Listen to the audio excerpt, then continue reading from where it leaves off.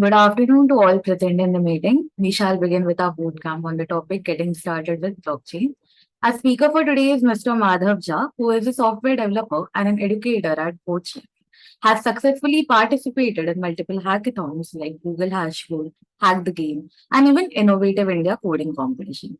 So, without any further ado, I would like to request Mr. Madhav to preside over this meeting.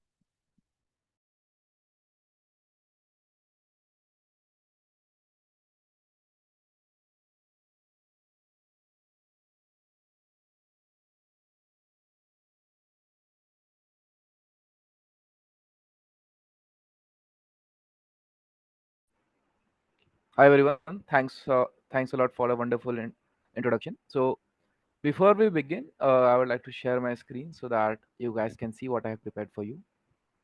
Can you guys please enable the sharing option?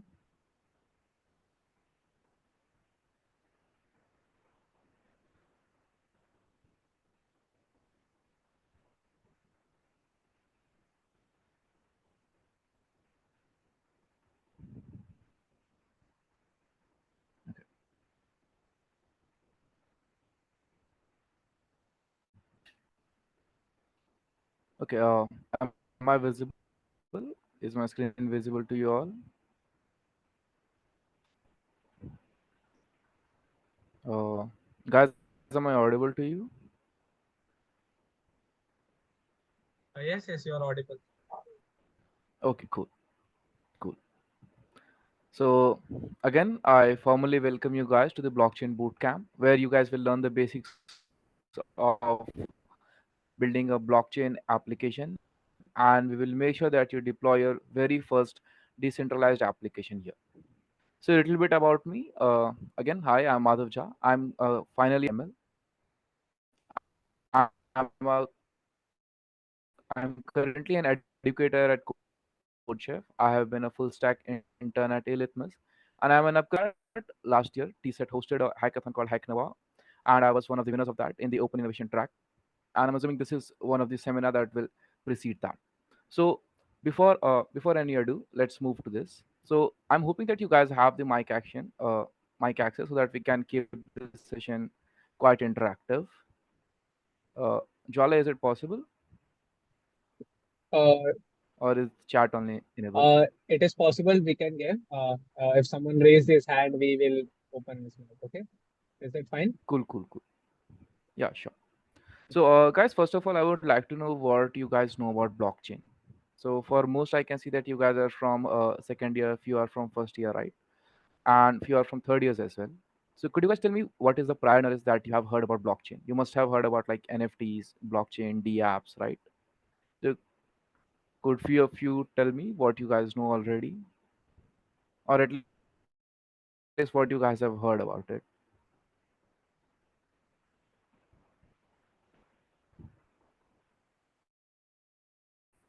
Anyone? It's fine even if you write it in the fine. Come on, guys. We'll be here for 2 or so hours. So let's keep this session interactive. It will be fun for you guys as well. Uh, Okay, information I stored have in form of heard. blocks. Nice. Anything else? Uh, Mm-hmm. Okay, decentralized immutable database. Correct. Okay, not about it. It's totally fine. We will know about it today. Works on proof of work and proof of stake. Use multiple nodes. Okay, that's pretty great. Something very generic that you guys must have heard. Like these are very technical stuff, right? What do you guys think you can do with blockchain? Address issues in area like food chain supply. Correct, correct, very correct. Okay, so first of all, let's discuss what are the limitations when we are in, let's say, the Web 2.0 as we say. So blockchain is considered as Web 3.2. Web 1 is actually the very basic when we just had HTML pages and all that. Web 2 is when we started having a lot of content, right? We had this big industries like Facebook, Google, so on and so forth coming with their centralized social media apps, and data started to get centralized along. So this blockchain technology and the decentralized web comes under the Web 3.2. So what are the main things that we want? So before we talk about the limitations, let me ask you guys. So let's assume an ideal world, right? This is an ideal situation. Will you ever deal with someone or engage in business with someone that you guys do not trust? Is it possible? Would you ever, deal with someone, buy some things, or donate something to people that you do not know? Is it possible?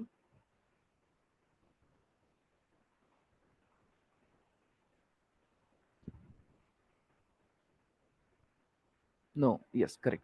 Why? Because if it's possible, we will always like to trade with people that we 100% trust, right? We will never want to trade with people that we do not trust.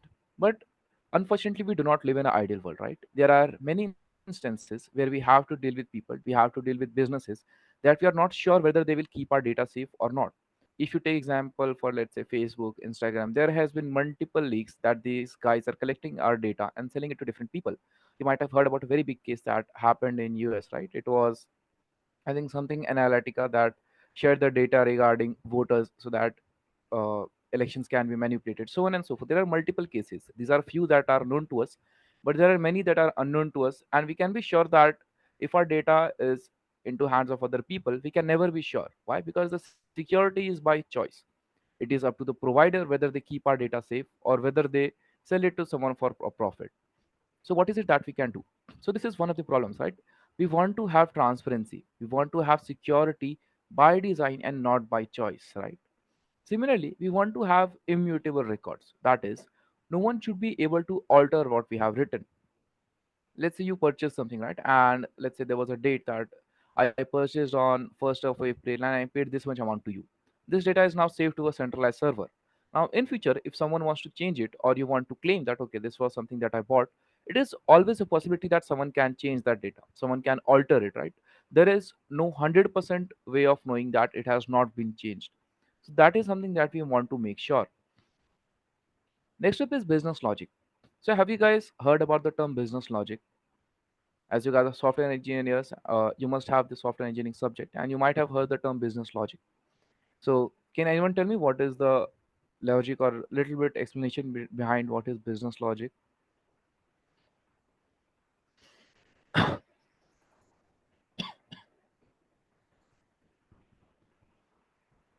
Any guesses? None. Okay. So, business logic refers to the backbone logic of whatever application that you're interacting with. It could be anything from a to-do list to a big social media application. They all have this business logic integrated into them, that how you interact with them, how you interact with their product, their data, and everything else. So smart contracts are something that enforces these particular agreements. So let's say today I log on to Instagram and know what their features are, and I start engaging with Instagram. I upload photos, I upload reels, I engage with the community.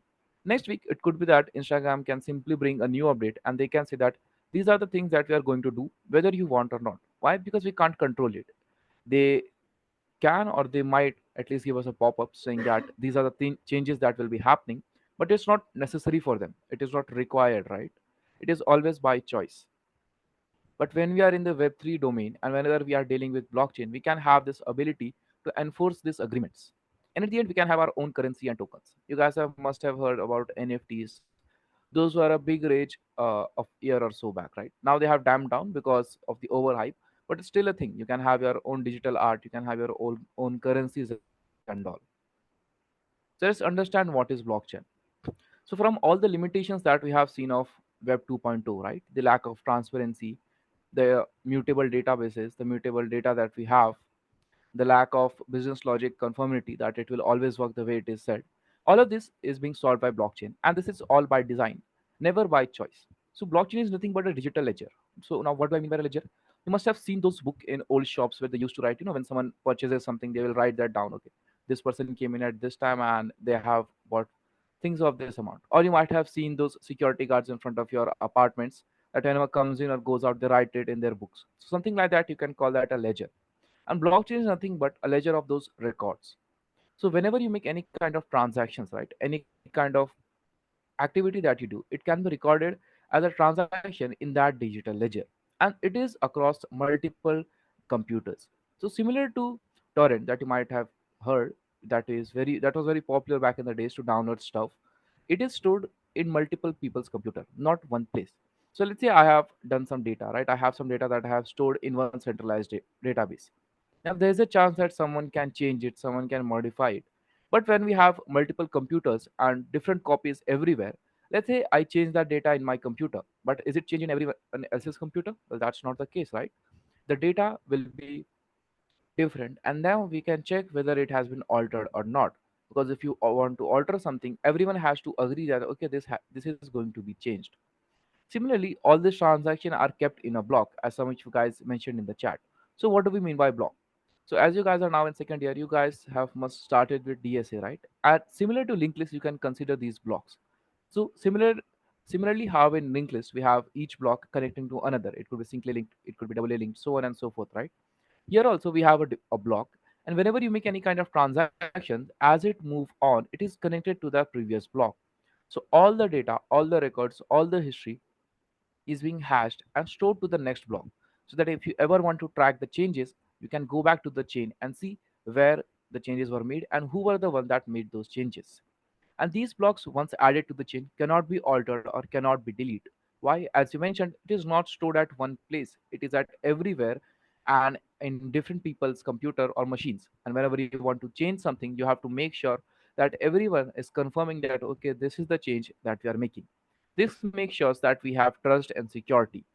So in any of the cases where you can observe that you need transparency, you need immutable data, and you need a smart contract that is agreed by everyone, blockchain is where you can go. Each of these blocks contain a cryptographic hash. Now you guys might be familiar with hash as well.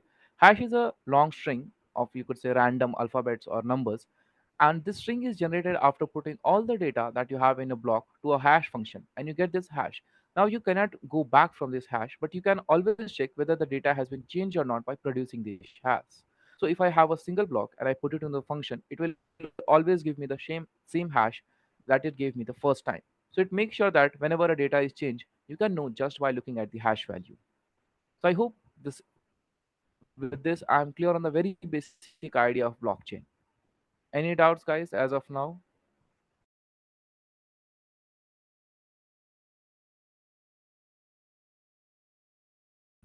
Okay, cool.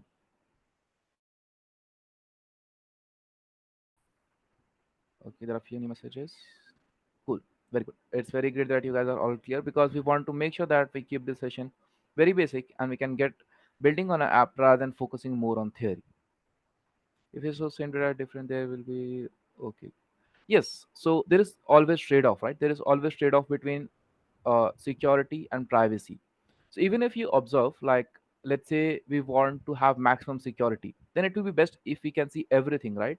If let's say your government, if the government wants to make sure that everyone is very secure, something that we can see in China, that they have used surveillance, right? They want to see everything, they want to have note on everything that people are doing. That means we are sacrificing our privacy for the security. But in another manner, if you want to have complete anonymity, it is very difficult to assure security. Let's take online example, right? If you are on, let's say, any kind of social media app and there is 100% anonymity, then it is very much possible that harassment and bullying would go up. Why? Because there's 100% anonymous, right? There is no security, there is no way that you can know who is the person that is bullying the other person or commenting anything else, right? So there is always a trade-off between security and privacy. Similarly, when we say that storing data at different places might consume a lot of energy, that it will, but it will come with a promise that we will have transparency and we will have security. So there is always trade-off whenever we are dealing with any kind of new technology that is providing something of value to us. So let's move on. So how, what are the things that we can make using this? So as we said, we can make cryptocurrencies, right?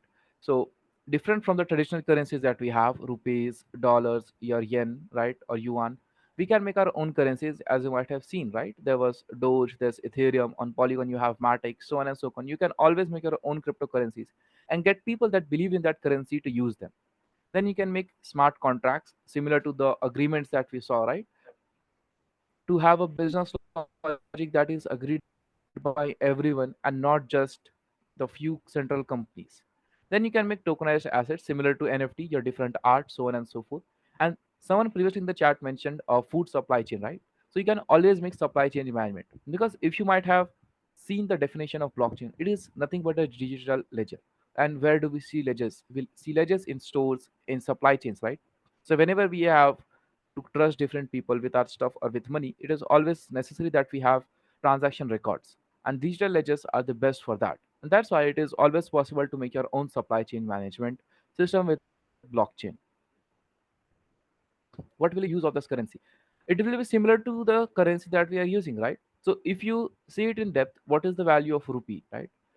If you see on any note, let's say of 10, 100 or 500, you will always see that the value is always backed by the government, saying that the government will pay you the value of this particular amount. That's why we have trust in our currency. That's why we make use of currency that is rupee. Similarly, everything is valuable only up until someone is backing it up or different people have trust in that particular currency. Let's say for gold, we assume gold is expensive or valuable because other people are ready to pay for it.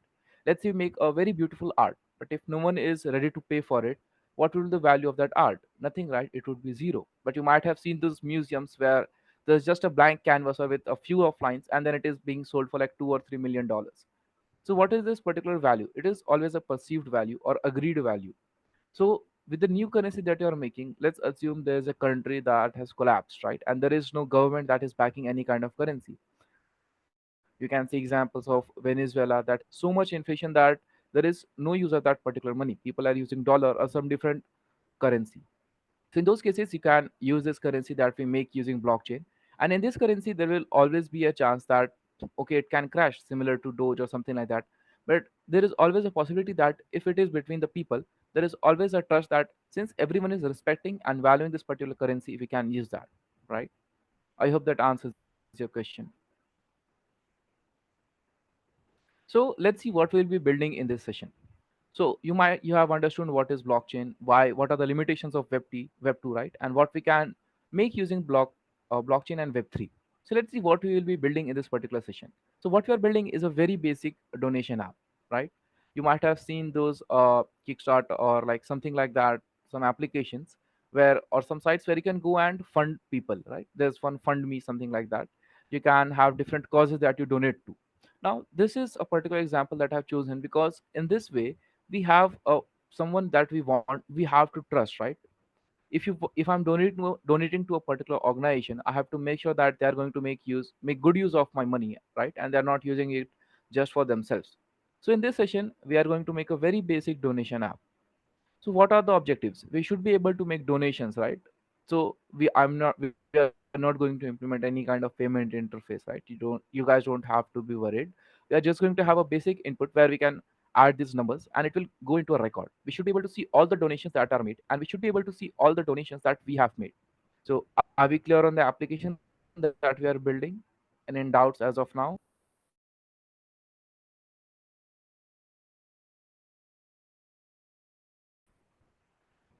None? Cool. Great. Uh, okay, there's few. Okay, cool, cool, cool. Cool then. So let's see what are the prerequisites that you guys are going to need. So first of all, I want you guys to have VS Code and Node.js installed in your machine. So can you guys raise your hand and tell me how many of you have installed Node.js and VS Code? And if there are anyone who has not installed them, you guys can take the time and install it. Can I get a raise of hands of all the people that have Node.js and VS Code installed in their machine?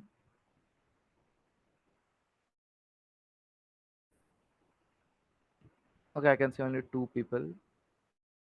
Come on, guys, keep the session interactive, session that will be beneficial for all of us.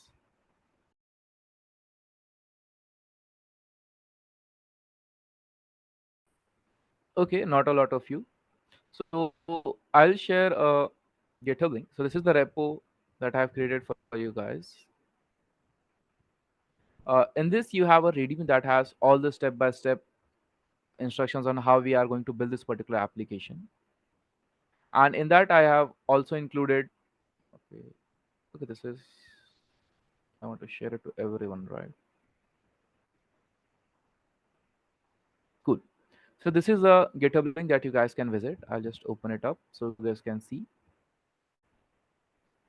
So this is all the code that you will need for this particular session, and I have included a step-by-step instruction so that you can follow along as well. So you have to install Node.js and VS Code. For those of you that have not installed this, Please install them. This will just take 5 to 6 minutes, and then you guys will be ready to follow along.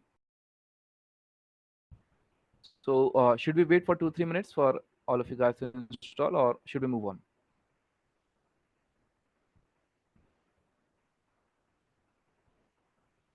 uh, should I wait? Okay, we should move on. Cool. So now that you guys have installed this, let's understand what do we need to make this application. First of all, we are going to need a crypto wallet. Now, why do we need a crypto wallet? You might ask, right? So because we are dealing on the blockchain, we need to have an account, right, that we can interact with. Otherwise, how we are going to make any kind of transactions? Uh, okay, Chitra, we can. I'm just explaining a few things. You can like put it on install and just listen to it. We are not going to code like for like say 5 to 10 minutes as of now. We are just going to install few things, and once all of us are on the same page, we can start. Okay, what should I repeat? You should text that.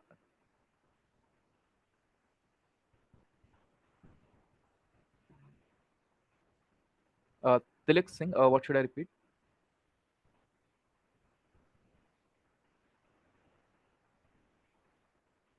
A crypto wallet, cool. Okay, so let's say we all of us are on Paytm, right, and we want to transact any kind of money. So as of now, everyone is using UPI, GPay, PhonePe, or Paytm, right? So what is one thing that we need? What we need is at least an account so that we can transact, right, where we can store our money, where we can send it. So using UPI, this is our bank accounts that are transacting. But if you remember the previous time, we had to use, let's say, PhonePe wallet or Paytm wallets. So similar to that on blockchain, if you want to make any kind of transaction, we need to have a crypto wallet. So there are multiple crypto wallets in the market, right? There's one by Coinbase, there's one by MetaMask, and there are by BitPay, and so on and so forth. So for this particular demonstration, we are going to install MetaMask. So to see how we are going to install, you can just go to Chrome Web Store, and if you are like me, who is someone who is using Firefox, you can go to Firefox add-ons, and there you can use that. Okay, there's one question: does Shardium blockchain cost no gas fee? What is Shardium? I have not heard about it. If you are talking about Ethereum, then yes, every blockchain requires you gas fee. We will go on to that as we move on to with the demonstration. So this is regarding the crypto wallet. You can understand crypto wallet similar to your Paytm wallet or PhonePe wallet. Any doubts in that? Phantom wallet works. Yes, you can use that as well. Any wallet will work if you are familiar with it. But if you are not familiar with it, I would suggest install MetaMask, because that is what we are using, and that will be easier for us to set up. But if you are familiar with blockchain and if you have any kind of different wallet, you can use that. Cool then. Any doubt what is a crypto wallet? Anyone?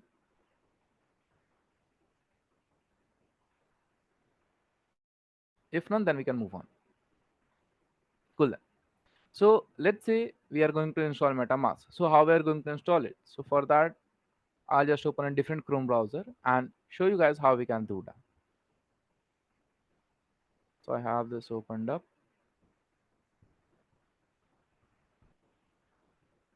So this is the GitHub repo that you guys would want to follow. This has all the step-by-step instructions. I'm repeating again.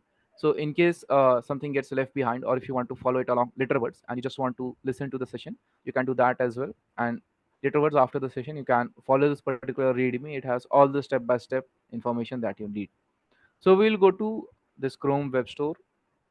I'm using Chrome because this is the popular choice. And if you are using Firefox, it is available in Firefox add-ons as well. You just have to search MetaMask there.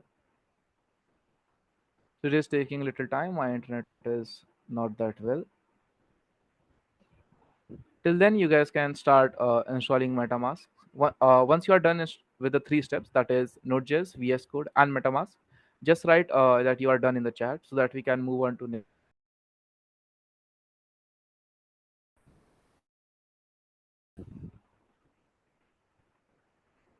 So once you are in the extension store, whether it be for Firefox or for Chrome, you can simply search for MetaMask. And if you're already familiar with these different wallets, you can use that as well, as someone has mentioned a Phantom wallet.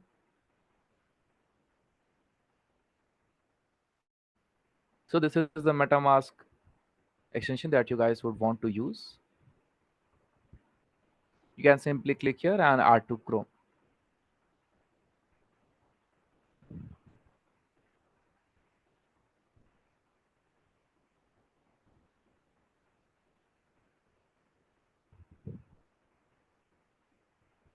So as you can see, I'm on my phone's internet, so the internet is a little bit slow. But if you guys are on Wi-Fi, it should be get done really fast.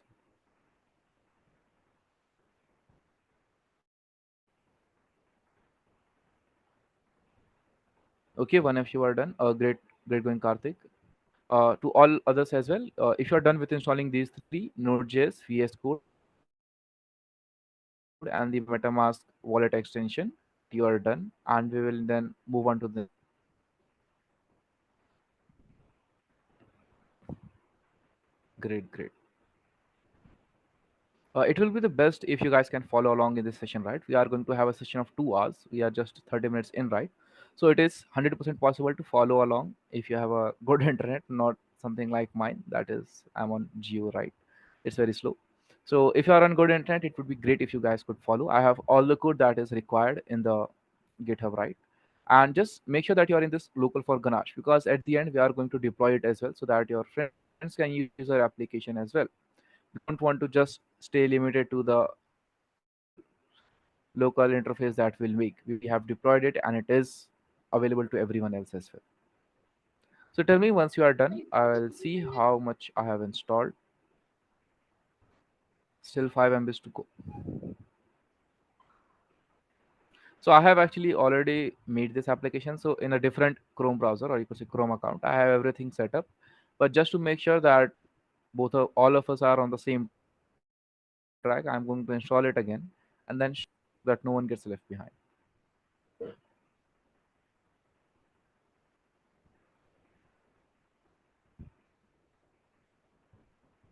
And it is almost done. Cool. So now that it is done, we can move on with our extensions. Right. So you can see that MetaMask is now available. So now what it will ask you is whether you can either connect your previous account that you have guys made. But since this is the very basics of blockchain, I'm assuming that you guys do not have a new old account. So we are going to create a new wallet. So you have to understand what is it saying, right? Have a read at it and understand what it says. So it will never collect your full IP address. It never sells data. So this promise is not done by choice. It is by design, because we are not providing them with any of our own data. As you will see, we are just going to sign up with a simple password. It could be anything, right? I can just write, let's say, MetaMask at the rate 1234. Anything that you feel. Ideally, you should choose a strong password, right? But if that's not the case, you just want to get on with it, you can choose any password that it suffice. And once you create a new wallet here, you have to always remember this password. uh, let's say secure my wallet, nobody's looking. Okay, that would not be possible because we guys are on a meet. So this is something that you will get. So this is a strong, let's say, phrase that it gives to you, because the password that we choose is always up to the user. I can, as you might have seen, I chose the password MetaMask at 1234. This is a very easy to guess password, right? And this particular wallet will get locked if you do not remember your password. So what it gives is a 12-word phrase to you. You have to store this phrase somewhere.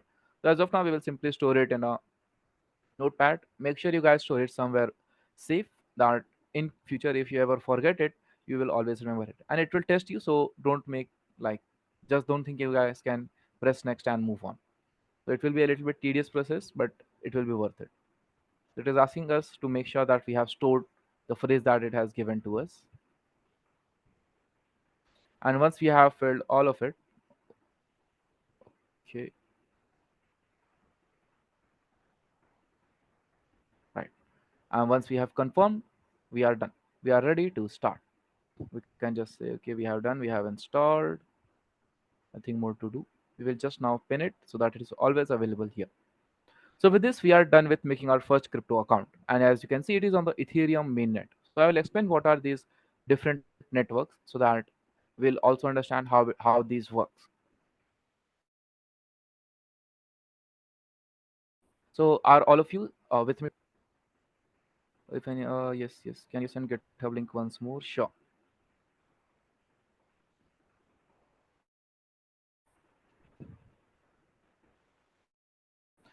For now, use this Launch. I will explain to you why this works. That is with a deployed that we are going to deploy on a different public net, so that is available for everyone. Cool. Again, as as it is obvious, if you have any doubts, please mention it, because It is the best if you guys can, follow along. That will be best for us, and guys will be ready with your very first blockchain application once we are done with this session. Cool. So as you can see, I'm done with installing my MetaMask extension, and I have made my first account as well. So how many of you are done with this? Please raise your hand, or you can just text that you are done. We need to have at least half of you guys done with this so that we can move on, right? Otherwise, it won't make sense that I just keep on going and making this project. Okay, two of you guys are done. Come on, guys. It's not difficult. We are just installing few things. Done, done. Nice, nice. Okay, few of our are done. Cool. So you all might have noticed something that I currently have 0 Ethereum. So let's see how much does 1 Ethereum cost.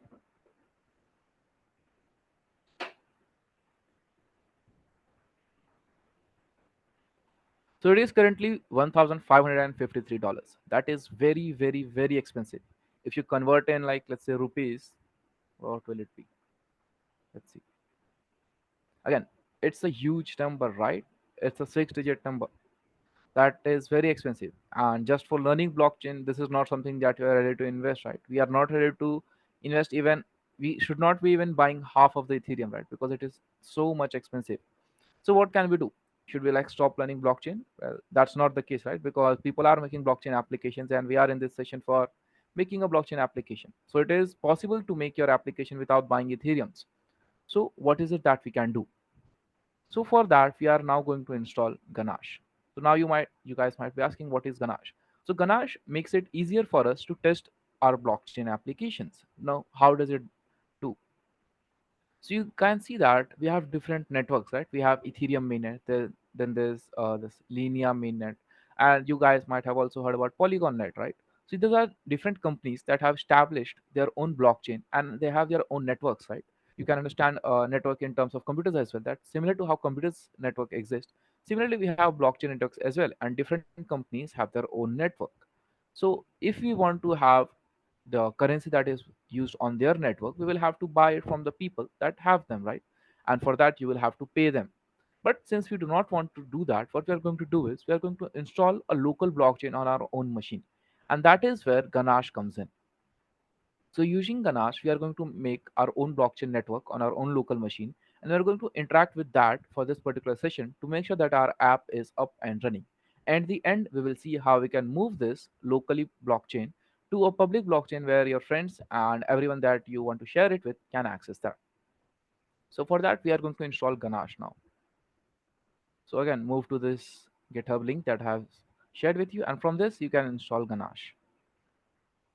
So as you can see, it has screenshots as well. So if you are stuck at any step and you are shy to comment it in the chat box, I would suggest that you do not be shy. You can either unmute yourself or type it in the chat, and I'll be very happy to help you with any step that you're stuck on. But if that's not the case, and you still want to follow something by text rather than asking it out, you can follow this README file. It has step by step with screenshots for any step that you are stuck on. So go to this Truffle Suite website, and from here you can download this application called Ganache. It's not a very large application. It should be in few MBs, right? And you can download it for Windows. And once this is downloaded, we can move on to make our own local blockchain. So start downloading it, guys. We will wait for 2-3 minutes, and then we can move on to our own blockchain that we are creating.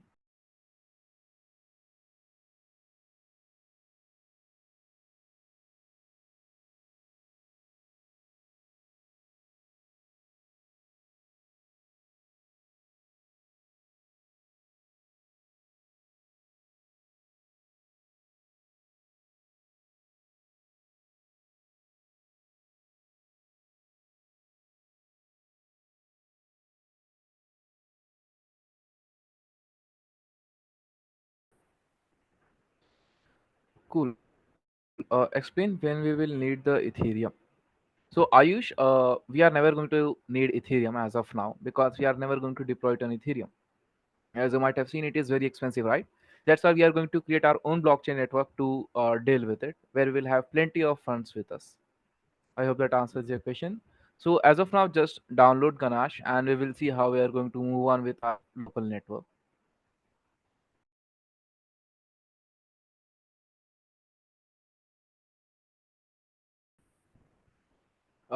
Please comment in the chat once you are done. What is Ethereum? I don't understand. So Ethereum is basically right. India has their rupees, US has their dollar, and in many European countries they use euro. Similar to that, you can understand that these different companies that are, you could say, managing their own blockchain, similar to like let's say Polygon or Ethereum, they create their own currencies as well that is floated or used on their network. So you can understand them with the context of a country, how we are using rupees there, here they are using Ethereum and different currencies there as well. So if you want to deploy to their chain or you want to participate in that, you have to use their currency. So let's say I want to do something on Ethereum, I will have to buy Ethereum to make sure that I can transact, right? And as you might have seen with a simple Google search, we can see that Ethereum is very expensive. So we are not going to use Ethereum. We are going to use alternative local blockchain, and we are going to use that to develop our app. And once we have developed it, we are going to host it to another network that is relatively cheaper, and we will see it later in the session. I hope that answers your question.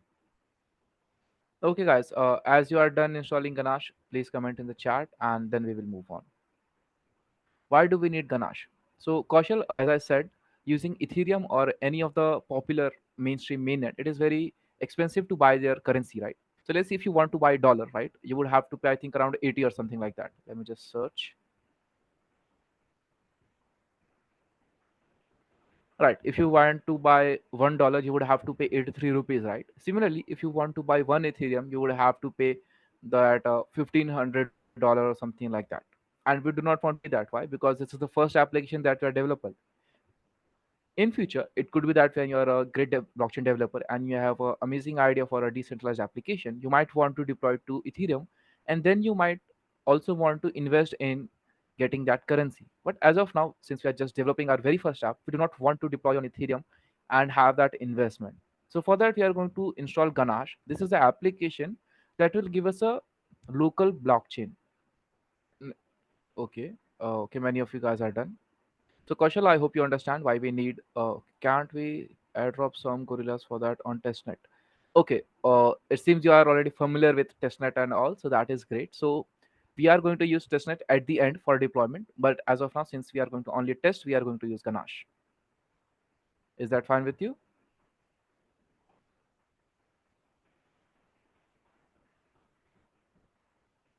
Kaushal, I hope that I answered your question. Cool. What is the use of blockchain in our day-to-day life? So, Darsh, right?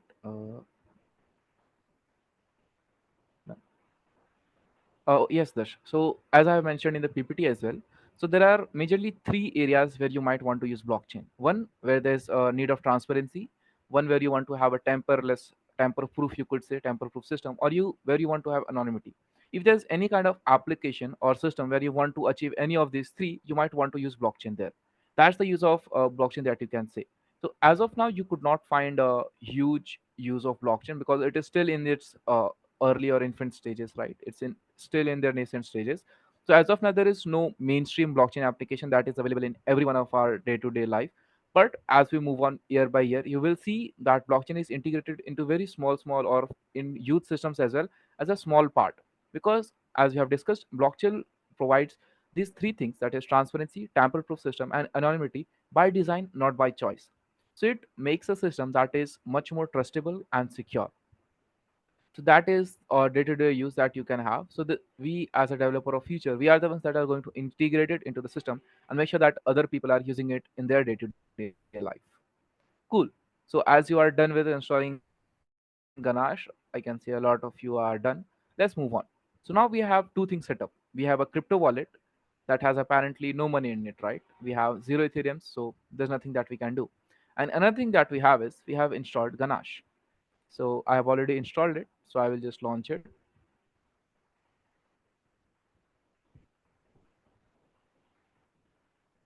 It will take some time to launch, but it should be there. So as you can see, you will have a similar interface, something like this. You can start a new workspace, or some, since I have already started a donation app, you can just go to that. So once you start a new workspace, you will see that you have multiple amounts of accounts. let's just see what we have here.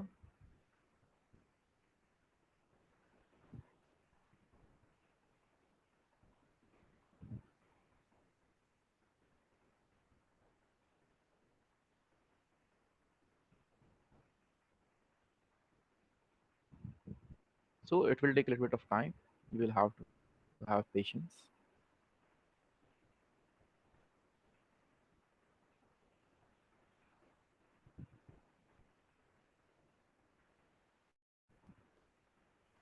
Okay, is anyone there that has not installed MetaMask and Ganache as of now? If you guys are stuck at any place, feel free to mention it in the comments. I'm here to help you. And if you want to follow along by text, if that is something that you prefer, you can move to the GitHub repo that I have made.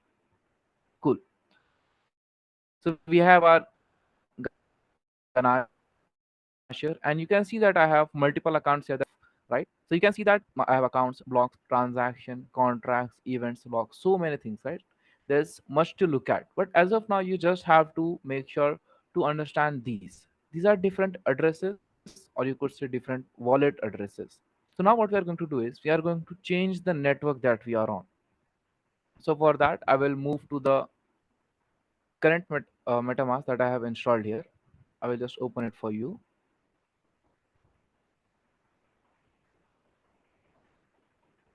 So due to slow internet, it is taking some time, and we can move to a different network. So before we move to a different network, let's try adding a new network, because you might not have that. So what you are going to do is you are going to click on the extension of MetaMask that you have, and you are then going to click add network. Once you are there, you can see that we have different networks, right? And here you can add a new network of your choice. So what we are going to add is we are going to add this Ganache network. So feel free to add this exact. You do not have to change anything, because most likely it is going to be same in your system. You can confirm this from what we have here. So if I try to minimize it, right, you can see that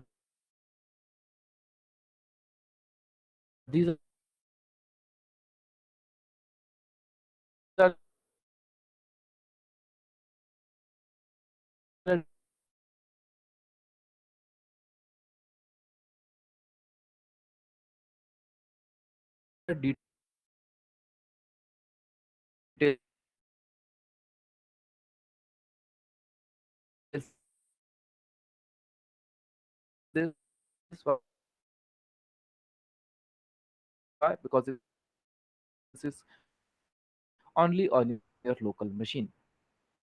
So make sure that you have added this particular local network. So again, add network and add this exact details, or you could say adding this local network.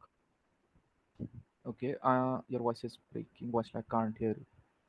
Jwala, can you confirm if I am audible properly? Yeah, now you're audible clearly. Yeah. Okay, so I'll just repeat it. Cool. So open your extension, click MetaMask, and when you are in MetaMask, we are going to add a different network, because as we have seen, Ethereum, Polygon, they are very expensive, right? So we want to use our own local network. So go down and hit Add Network. You will be welcome to this particular page. Here you can simply add a new network, add these particular exact details. You can name it anything that you want, but for convenience, I have named it Ganache Network. You can add this particular RPC URL. I will put it in the chat as well.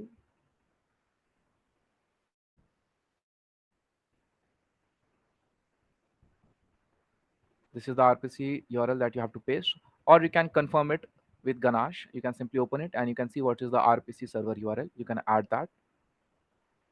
And for the chain ID, you can simply add 1337. This should be same for everyone.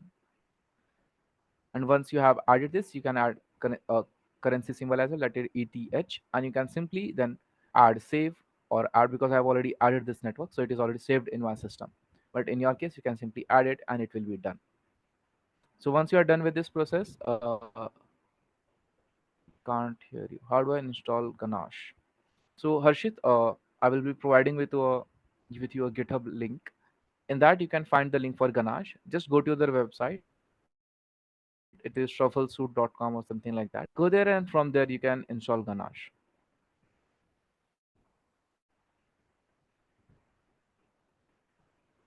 Cool. Thanks a lot, Jitesh. So once you guys are done with adding this network, please ping me in the chat that you are done.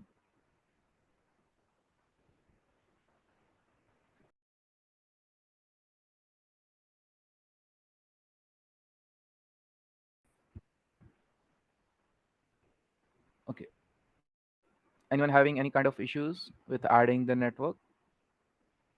I have installed Ganache. Good Tilak Singh. If you have installed Ganache, you can simply open it up, open a new workspace, give it any name, give it a donation app name, and we'll have a list of accounts with persons in them. And once you have done that, you have to move to MetaMask to add this local network to your MetaMask. So in a way, we are connecting the MetaMask wallet that we have to the Ganache network that we have created. We are going to connect them so that we can use the currency that we have stored in our local chain. Could not find add network in MetaMask. Okay, so if you have created your account, just follow this step. Open up your Ganache. It will look something like this. You might have 00 or something like that. Click on the top right. From here, scroll down and you will see this add network button right here. And once you click that, you will be welcome to this particular page, that is settings for MetaMask. Here you can go to networks, and from here you can add a network. Shruti, am I clear? If you still could not find add network, please text again.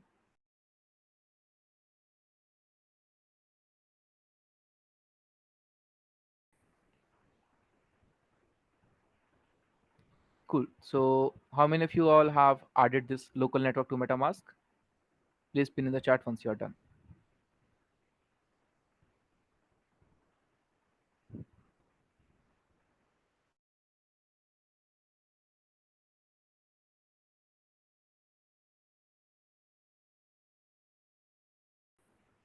Great, great, guys. Keep following along, and at the end, we will have a wonderful application with us. Yes, Selection, I have unmuted myself. I just have a very bad cough from last few days, so sometimes I will have to mute my mic so that I do not disturb you guys. Your Ganache is still downloading. No worries, Chitra. No worries. I myself have a very slow internet, so that is the reason I have installed everything as a prerequisite. But you can always follow along with this step by step that I have provided. And as I have been told, this meeting will be recorded as well. So in case you are stuck at any step in this particular seminar and you are not able to move on, you can always follow this README file. I have given everything step by step with screenshots so that easier for you all to understand, and the recording will be provided to you as well. Could not find add network. Okay, that's a old message. Could you reshare your RPC URL? Sure, sure, sure. So Siddharth, it will be same for everyone. So you do not need to like paste this exactly. You can also find like, okay, this is actually going to someone else. I just have to put everyone. Nice.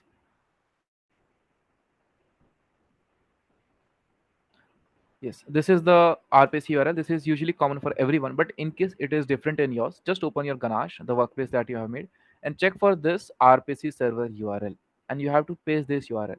So in most cases, this URL is same, but in case it is different for you, just open your Ganache and you will be able to see it. Cool. Say that add network step again. Cool, Kaushal. I will explain again. So click the extension button. From here you can go to MetaMask. In MetaMask it will look something like this. So I'm on a different network and I have few currencies, so it is of no worries. Go to top left, you will see some mainnet connected, but do not worry about that. Then you can move to add network here. Okay, so this is my Firefox. I'll move to, let's say, this, so that it is easier for you to understand. Again, hit this MetaMask icon that is in your extension. You will see probably something like this, because this is a very new account that I have made, right? You will see 0 Ethereum in some kind of mainnet. This is Ethereum mainnet. Then scroll down and you will see this add a network button. You just have to click it. It will take you to this settings page. And as you are welcomed here, go to networks from the navigation bar. And from here, you can add a new network. So you can add a network name, something like that. And a new network will be done, right? So you can add a network manually. All this data will be available to you. Just fill it in. You can give it any name. The RPC URL should be this RPC server URL. the chain ID should be 1337, as I have mentioned in the chat as well. And the currency symbol is going to be ETH.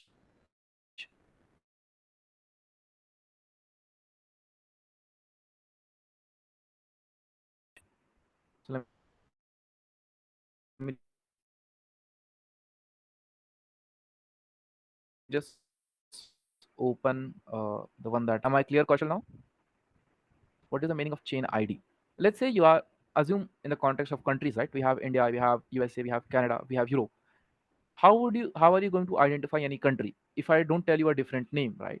So you can think of chain IDs as these different identifiers by which we are identifying different chains. So if you are on the Ethereum chain, you have to add a different this URL, and if you are connecting to this local one, you have to have this. Could not fetch chain ID is your RPC URL correct? So that, as I said, your RPC URL might be different. So just open your Ganache and check for this RPC server. If your URL is different, use that URL, not one that I have provided.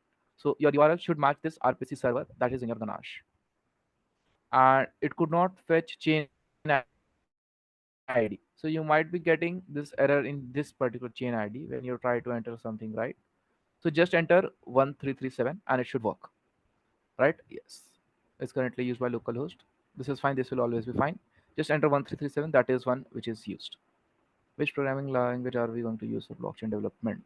So Pratik, we are going to use Solidity. You do not need to know this language completely, or you have to be familiar with it at all. You just need to know any one of the languages. If you're familiar with, let's say, C++, Java, or Python, any of languages, any, I would say, strictly typed language, that would be better. If you're familiar with Java or C++, it will be very easier to understand for you. And I personally believe that if you are familiar with any one of the languages, whether it be C++, Java, or Python, or anything, if you are familiar with one particular language and intricacies of it, any other language is very easy for you to understand. You can make a basic code just by saying few of the documentation. Siddharth, I can fine with that. I'll show you an example here. So I'm going to just write, let's say, Ganache. My URL would remain the same because this is what is like shown here, right? And for chain ID, just type 1337. Even if this error pops up, do not worry, just write 1337, because for local, this is what we use. And for current symbol, you can just type ETH. And there is no need to type this block explorer URL. We are going to add it once we are going to host it on a publicly available chain. So just add this data, and once you save it, we will have added this particular local network to our MetaMask account, and we will be end up connecting the MetaMask wallet that we have to the Ganache that we have downloaded. And once you save this network will be added. And as you can see, I can switch as well. So I hope you guys are with me till this process. Any doubts? If you have any questions, any doubts, any place that you are stuck, feel free to let me know. Done. Okay, Parth, we'll wait for a few minutes. No worries. Because once we start coding, it will be a little bit fast forward because all the code is available here, right? So to the guys that you are done, and all everyone that is done with this particular process, I would request you to download just a zip of this code, right? Just go on and download this zip because we are not going to code like HTML, CSS, and JS, right? It will be very redundant because you can make your own code. I'm just going to make you familiarize with the steps. So download the zip so that this particular code is available with you so that you can just start coding once we move on. And we will wait for a few minutes so that your fellows, your friends are done with till here.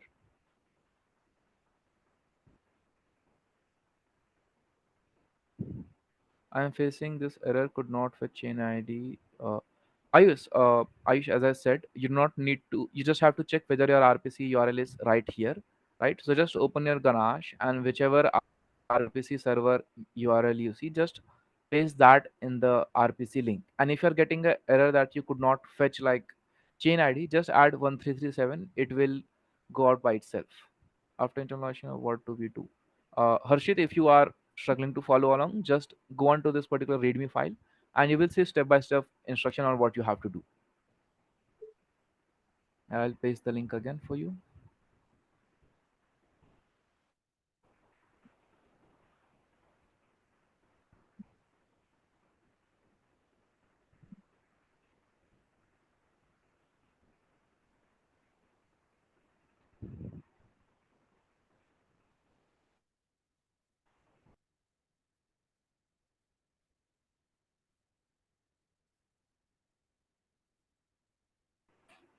Good. uh, are you done, or are you still facing the same issue?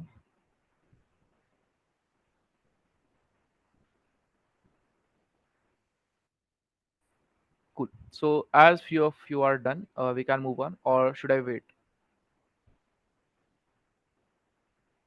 We'll do as you guys say. We have plenty of time, and we are going to make sure that you guys have an blockchain app up and running by the end of the session. Done. Great, Ayush. Great. Cool then. Now let's see what Yes.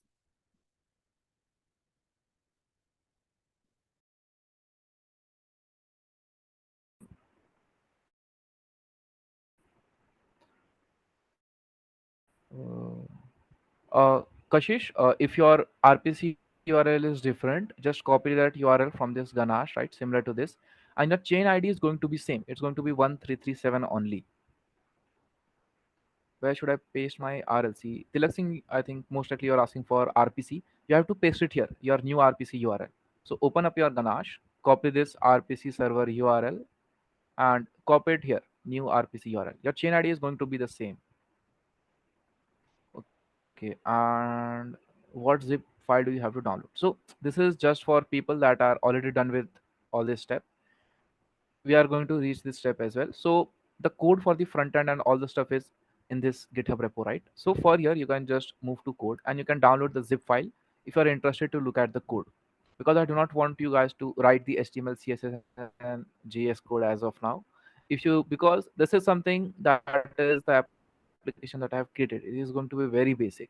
So if you are going to code, I want you to code a new application after the session. I just want you to familiarize with the process on how you can code it up. So download this code base so that it is easier to follow on in future. Cool.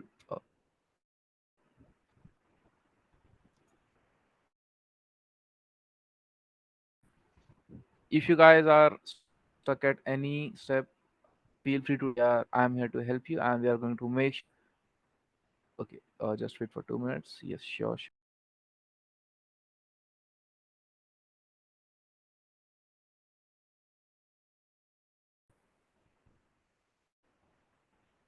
Okay, done. Nice. Okay, so a lot of you guys are done. We will wait for 2, 3 more minutes so that your friends are done as well, and then we can move on.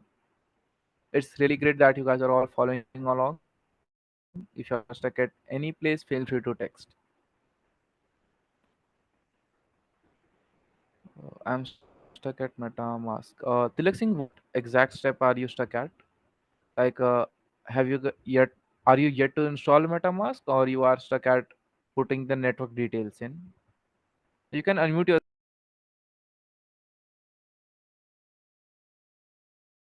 and tell me.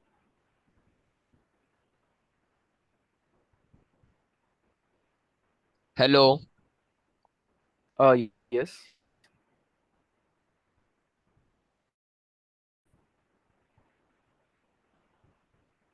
Once again, about what to install. Dipesh, I have shared a GitHub repo link, and if you are still curious about what you have to install, just go to the step-by-step instructions in the README file, and you will know what you have to install. Hello. Actually, I am stuck at MetaMask. It is showing the Ethereum in. Okay, so you are unable to add network, right? Yes, yes. I'm unable to add the network. Okay, so just follow me along. Click on this click on the MetaMask extension that you have, right? It should look Yes. something like this.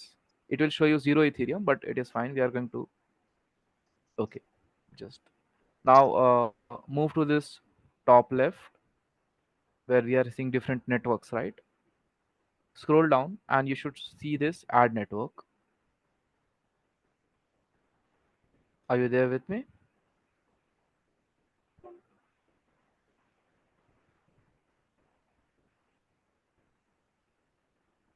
Hello?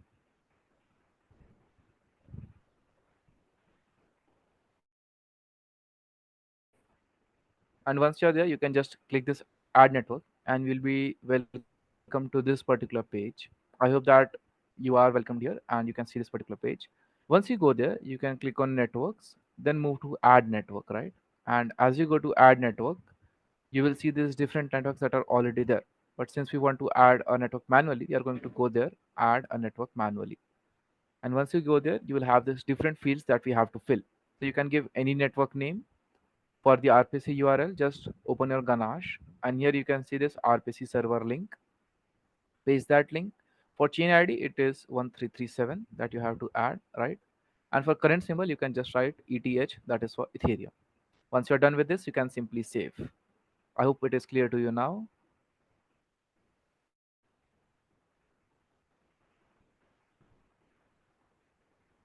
Okay. Yes, we will wait for a few minutes as well. We want all of you all.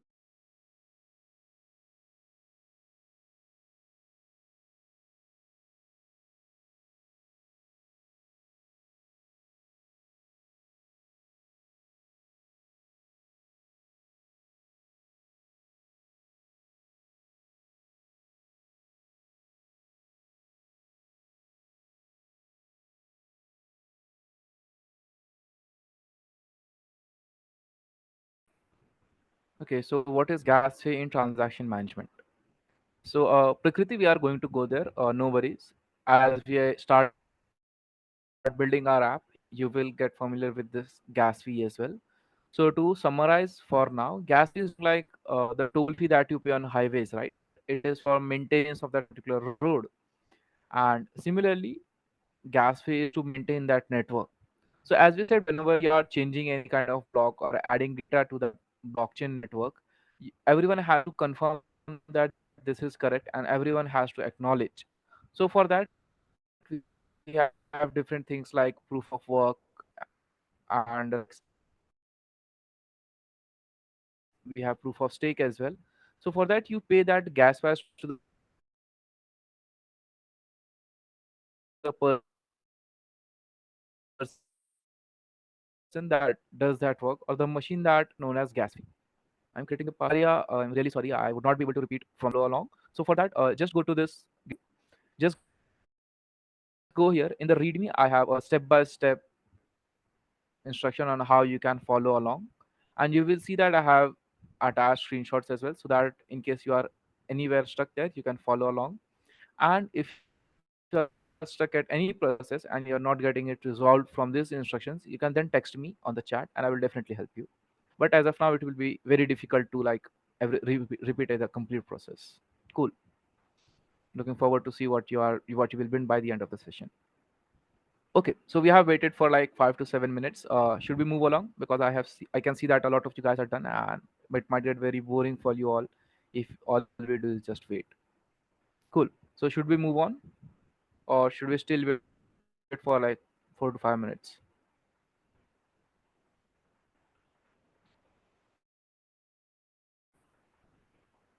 The different rather do I own value in Ethereum? Uh, okay. Let me just see that question again. It went somewhere else. Just move on. Cool, cool. We'll move on. Just let me answer this particular question. Yes, the different networks that are in the MetaMask, do they have their own value in Ethereum? So Ayush, not exactly in Ethereum. Ethereum is one of the chain, right? Each currency has its value in its own chain.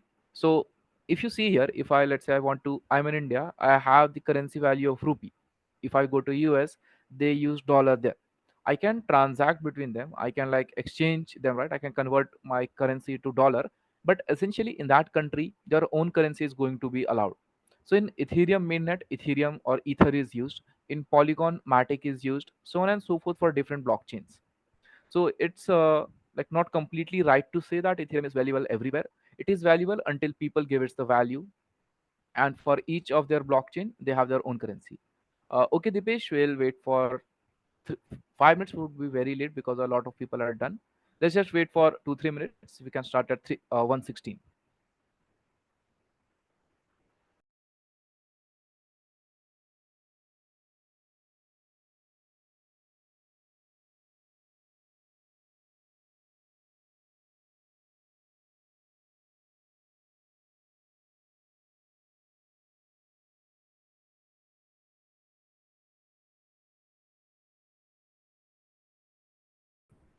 Okay, so how to create a workspace? So when you launch your Ganache, you will have the option to create a workspace. I will just exit my own Ganache and show it to you.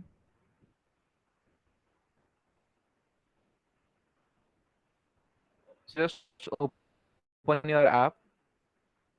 It will take some time when you are opening it for the first time.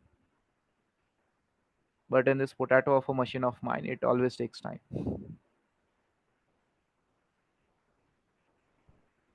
So we'll just have to wait for Ganache to open.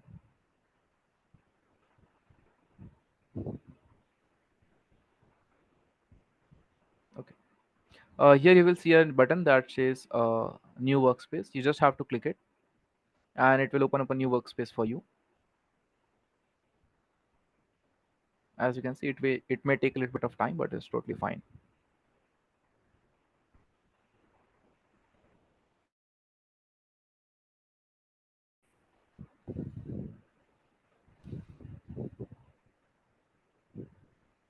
As you can see, there are few things. You can have your own name, and then you can just save workspace, and it will open up all these accounts that we saw.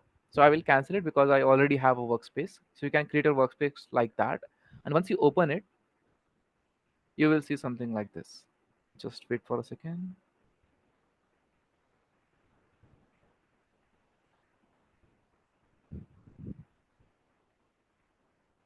And here we are. You can see these accounts, blocks, transactions, all of this. I don't know why it is showing 0. Okay, it will fill. So my machine is really slow. Sorry for that. And the internet is slow as well. Suffering a lot, no worries. But it should be opened very fast in the machine. You can see all this, right? You can see you will have accounts, you will have blocks, transaction, contracts, and you can move to this thing as well. We will access it later on. Don't worry about that. So this is how you can access your Ganache, and you can create your own workspace. I hope I'm clear, Vivek. So let's move forward now. So to recap, what we have done is we have our own MetaMask account. Initially, we had zero money. We were very poor. We created our own local blockchain, that is via Ganache. So now we have connected that Ganache to our MetaMask. But you might see that we still have no money, right? I'll open this up, and I still have no money. What to do, right? What we are going to do is we are going to click on this account, follow me along, and we're going to import our account. So if you click import, it will say that I have to enter some kind of private string. So what are these private string? So if you open up your Ganache, you will see that these are all the accounts that you have. You just have to click on this show key button, and from here you can see this private key. Just copy this private key. You just have to double click on it. It will select it, press Ctrl C, and it will get copied. Again, move to your account, click import account. Here you just have to paste this private key, and once you hit import, voila, we are rich now. We have 100 Ethereums. So don't get happy. This is not the real currency. It only exists in our local network. That is the Ganache one that we have made. It has no value to the outside world, but for us, it is very valuable. Because we are going to test all of our applications here. So in this manner, you can transfer the accounts that are once existing in Ganache now to your MetaMask account. So with this, our account is ready. Our wallet is now filled with money, and now we can start development of our application. So just copy the private key from your Ganache account, anyone, and then you can add it to your MetaMask account to get funds from your local blockchain to your MetaMask wallet. Just do this step fast, and then we will move to make the front end of our application. Just tell me once you are done with adding these funds to your account. And if you are stuck at any place, please text. I will repeat this step for you. Done, done. Great, great going, Vivek. Great going, Prakriti. You guys take your time, but try to do it as fast as possible, right? Done, done. Great going, guys. Great going.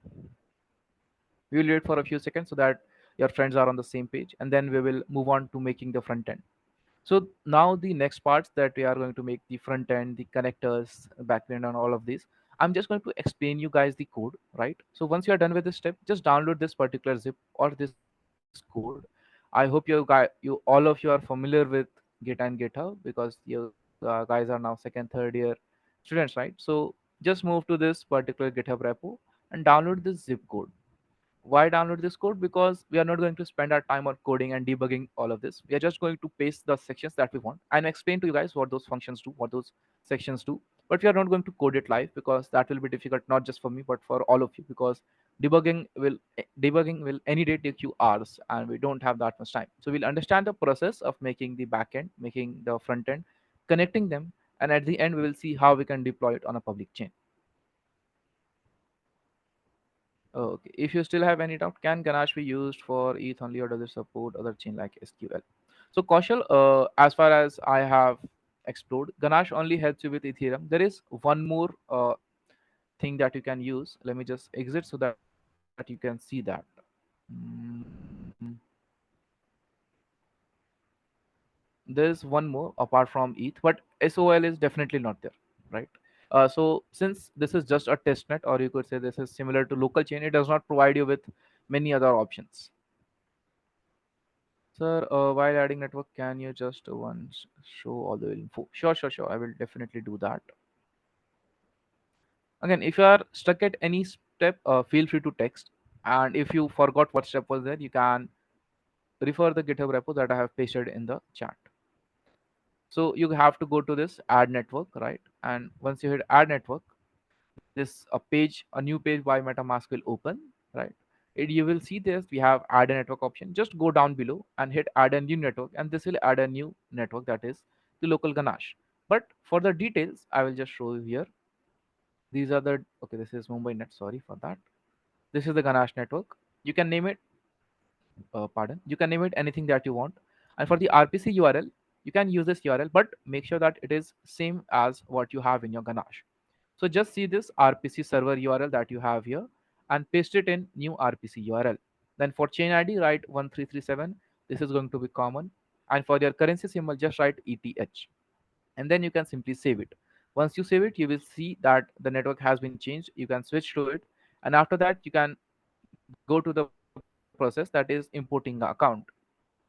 You can hit on show keys, capture the private key, copy it, right? And then from the accounts page, you can just simply hit add or import account and add this key there, and this all the money that you have in your local account will be transferred there. I hope it is clear now. Which link was there down in the Ganache workspace tab of yours? We have to no. Chitra, don't worry about that. That link we are going to paste, just not now. Once we start coding, we will paste that. Can you please required to build blockchain rather than Solidity, Ether, or WebJS? So Arnav, these are the most popular ones that are used. If you want to find any other, you are free to explore. But these are some things that are very popular in the industry and are very easy to use. The risk with using other technologies is that you might not have that much of documentation or community available to interact with them. But Ether WebJS are something those that have a great community, and it will be easier for you to learn. So personally, I would suggest if you are beginning or embarking on this journey, very fresh, use these technologies. And in future, if you want to diverge or move to other technologies, you can definitely go there. Harsh, could you please tell me which part should I repeat? Because repeating everything would not be possible. And again, I am repeating. I have all these steps and instruction in this particular GitHub repo. You can go there and follow along. And in case you are stuck at any place, just text me. Fund transfer. Sure, sure. So what we have to do is, if you will be initially in this account, that is account one, and you will have 0 Ethereum. So what we want to do is, we want to connect our or wallet to the here, right? So what we are going to do is just take any account that you have, just click on this show keys and copy this private key. Press Ctrl C here and then come here. Here you are going to hit import account. Click on import account, paste your private keys, and once you hit import, your new account will be added. And this new account, you will have all the funds that are shown here. So we are just connecting these different wallets from our local chain to our MetaMask wallet. The network adding step. Again, so to add your network, just hit MetaMask. There on the top right, you can see that there are different networks. Scroll down, it will take you to add network. Then when you go to add network, right, add these details. So at the bottom, there will be an option to add network manually. Go there and add these details. You can name it anything that you want. As for RPC URL, you can add this particular URL, or you can open up your Ganache and see what is this RPC server URL. You can copy it and paste it in your RPC URL. The chain ID is going to be 1337. This is the default. And for currency symbol, you just have to type ETH in cap lock. I hope it is clear. Done. Great, Ayush. Okay. Many of you are done. This is great. Cool, cool. No worries. Uh, Text me once you all are done, and then we'll move on to the coding part. And to all others that are done with this step, that is the transfer of funds from our local network to our wallet, just download this particular code that is available. Make sure you are downloading the code for local for Ganache, because the main branch has deployment on a like public chain. We don't want to do that for now, right? We will do that later in the steps. So just download this code so we can reference it and use it. Okay, a lot of you are done. Very good, very good. So should I wait or should I continue?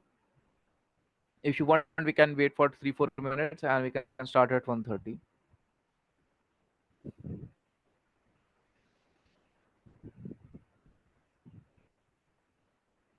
Okay, continue. Great, great, great. From FE, I can understand that from first year engineering, it's very great that you guys are in the session and following along. Okay, so one of you are saying is wait.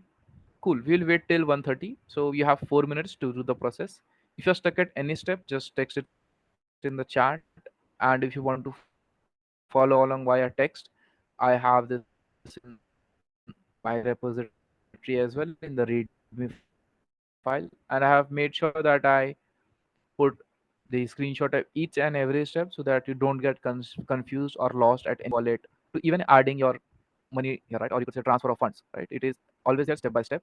So make sure that you are up until now. That is just before front end. That we are going to add. So make sure that you are done till here if you are following along. And if you have any doubt, please text. I have to switch to Ganache network. What's next? So Tilakshing, if you are done with like switching the network, follow from here. That is connecting Ganache account to MetaMask wallet. So ideally, what you are going to do is pick any account from your Ganache, right? Copy the private key, this key, move to your accounts, hit import account, paste the private key, and just click import, and you will have this bunch of money in your actions that are in the README. And if you're still stuck, feel free to text. From where same repo that you have to copy code from. So what I'm saying is ideally copy the complete zip file so that all the code is available on your local machine. You don't have to like go back and forth to this repository. Just download the zip, unzip it, and you will have a good folder with all the code. And I will what I'm going to do is see, I have this code opened in my like VS Code, right? I'm just going to go over all the code that I have written and explain you the parts. We are not going to live code it because that will end up introducing a lot of debugging in the process. And rather than having a session of 2 or some hours, it will take like 5 to 6 hours debugging all the issues that we are going to face. So just move to this repo, download the zip file, and make the changes that we will visit step by step. And in future, after the session, you can create an app of your own and code as much as you want. Will it be possible for you to explain the short after creating that Ganache account? So, Dipesh, that will not be possible to repeat it again, right? Because a lot of the people are done, and we'll be moving to the coding part. So, just follow the instruction in the README file, and if you're stuck at any step, feel free to text. So the thing is, repeating is difficult because a lot of your folks or your friends will feel very bored because they are done with all the steps, right? And but debugging or like solving your issues is no worries, because at that point that's a genuine issue that could not be solved by reading the instruction. But if you are like just falling behind, you can just see the steps that are here, because from this point on we are just going to discuss code, and code is always available, right? So you won't have to write anything by yourself. Cool. Great following as of now, Dipesh. No worries. We'll just wait for a minute or two, and then we'll start coding.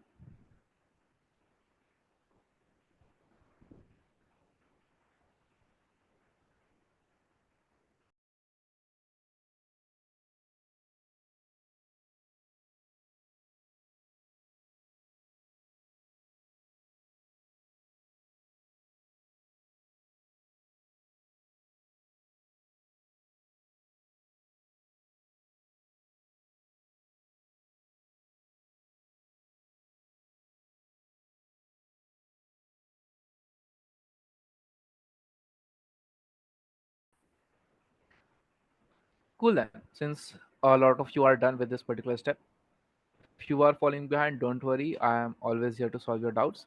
So let's move on to making the front end. So what should our application's front end look like? So as we have seen here, let me just go back to it, right? What we need are, we need three things. We need let's say a form or something like that to make donations. We need a view where we can see all the donations that are made, and we want to see, forgive me, all the location, all the donations that are made by us. So these three features are something that we definitely want. So to follow along for the front end, what you are going to do is you are going to copy three folders, right? Just follow it step by step so it is easier for you to see what we are doing, right? So as you can read here as well, you just need to follow these three things. Copy the index.html, the styles folder, and from the script folder only follow the main.js. I will open and edit for you so that you can see. So for the front end, what you need is you just need this index.html. Just copy this complete file in a new folder so that you can access it. Copy the complete styles folder, and from the script folder, copy it, but just see the main.js and just remove those. Right, I will remove the things that we are not needing as of now.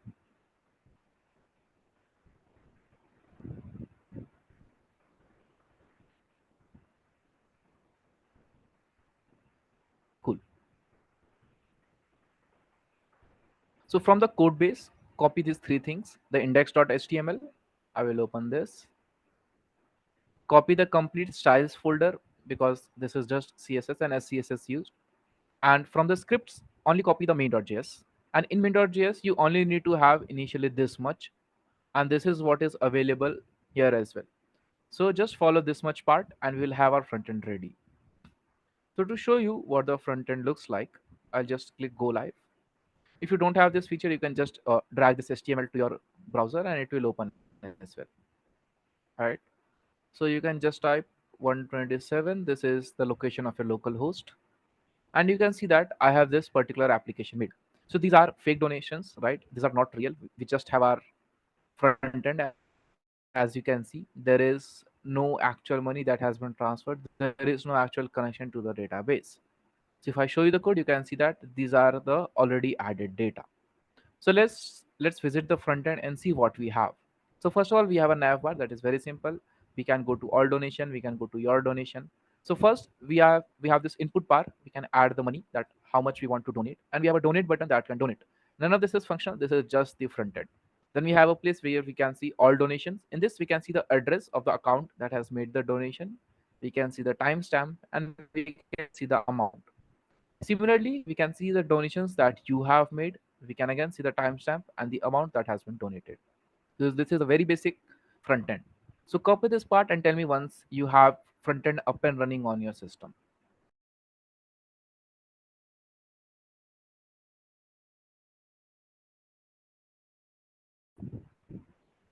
Again, to follow along, you just have to copy three things: the index.html file, the styles folder, and from the scripts folder, just copy the main.js. And in that as well, you just have to copy this much of code.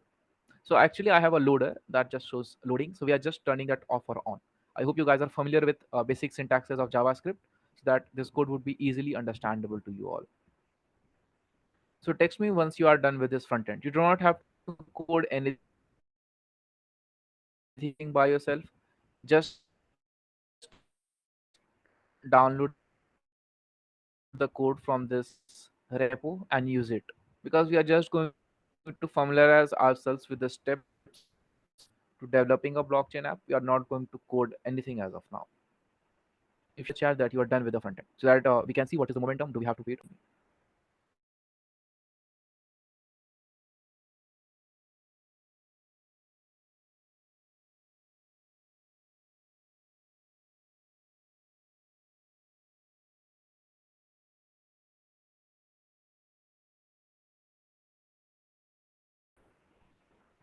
Great going, Prakriti. Great going.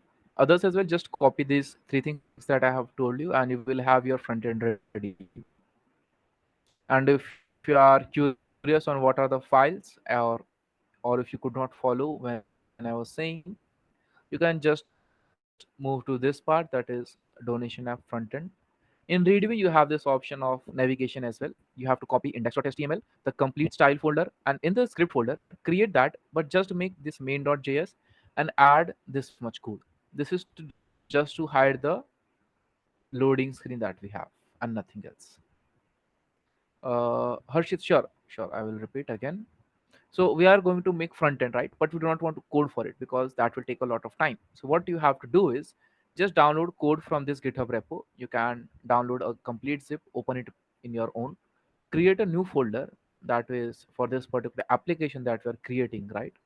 In that, move to this portion, donation app front end.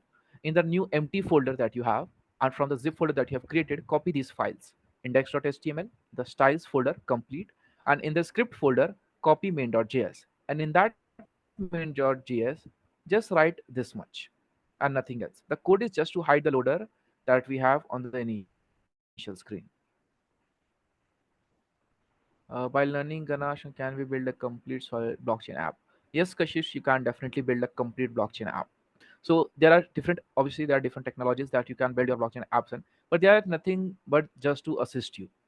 So what we want is, in any kind of system, if you even see a full stack system, what do you have? You have a place where you write your front end, right? You have to host it somewhere. It could be your GitHub pages, it could be Vercel, it could be REPL, it could be any cloud that you want. You can host that front end. Then the other thing you need is your backend, where the business logic will run.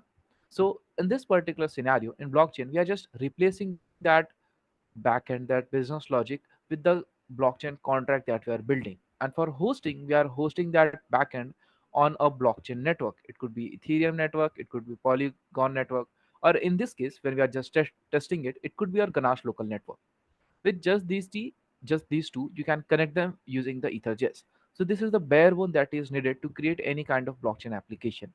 And similar to how it is in full stack development as well, as you learn more, there are different technologies that you can use to create much sophisticated applications. But to answer your question, in the start, these things are 100% sufficient to create a complete blockchain application.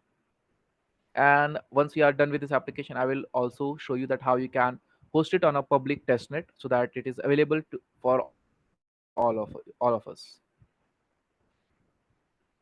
Cool, you a lot of you are done. This is great. Tell me, should we wait or should we move on? No worries, Kushis. We are having this session so that we all of us can understand the basics of blockchain and launch our first step, right? So no worries.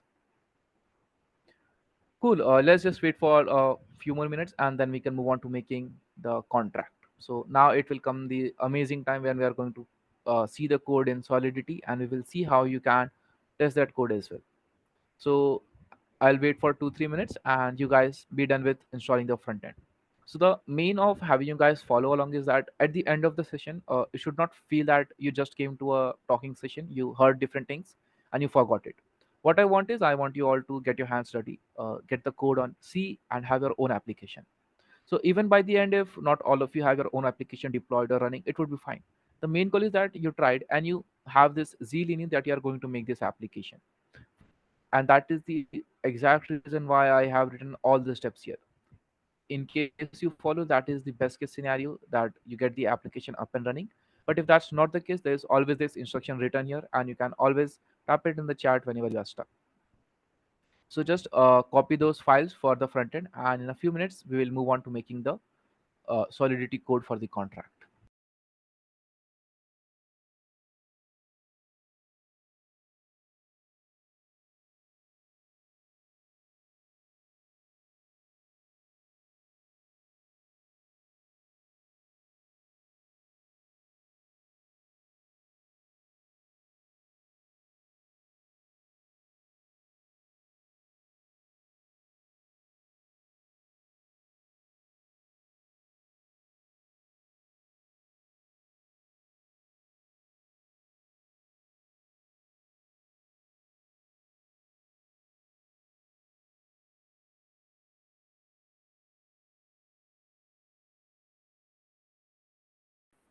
Okay, should we move on to making a solidity contract, or should we wait for a few folks?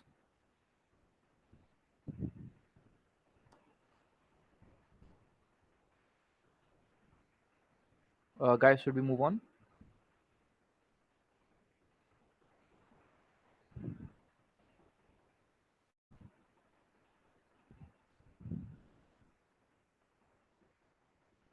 Yes, cool. So now what we have is we have our front end ready. Now what we need is we need a backend. So rather than traditionally making backend in Python, your Node.js or C++, anything like that, what we are going to do is we are going to directly communicate with the blockchain, and we are going to run our business logic on contracts. Now, what do I mean by smart contracts or just contracts? These are logics that are agreed by everyone. These are a fixed contract or logic that will be stored in the first block that you will make in your blockchain. So as of now, we have made nothing in our blockchain, right? We have our account, we have our funds. What we have not done is we have not made any kind of transaction. So move to this remix ID by Ethereum. I'll paste the code, so don't worry.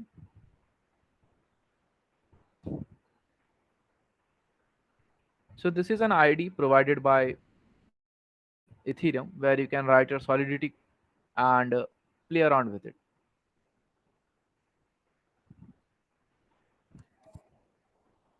Sorry. So here you can see that we have different contracts.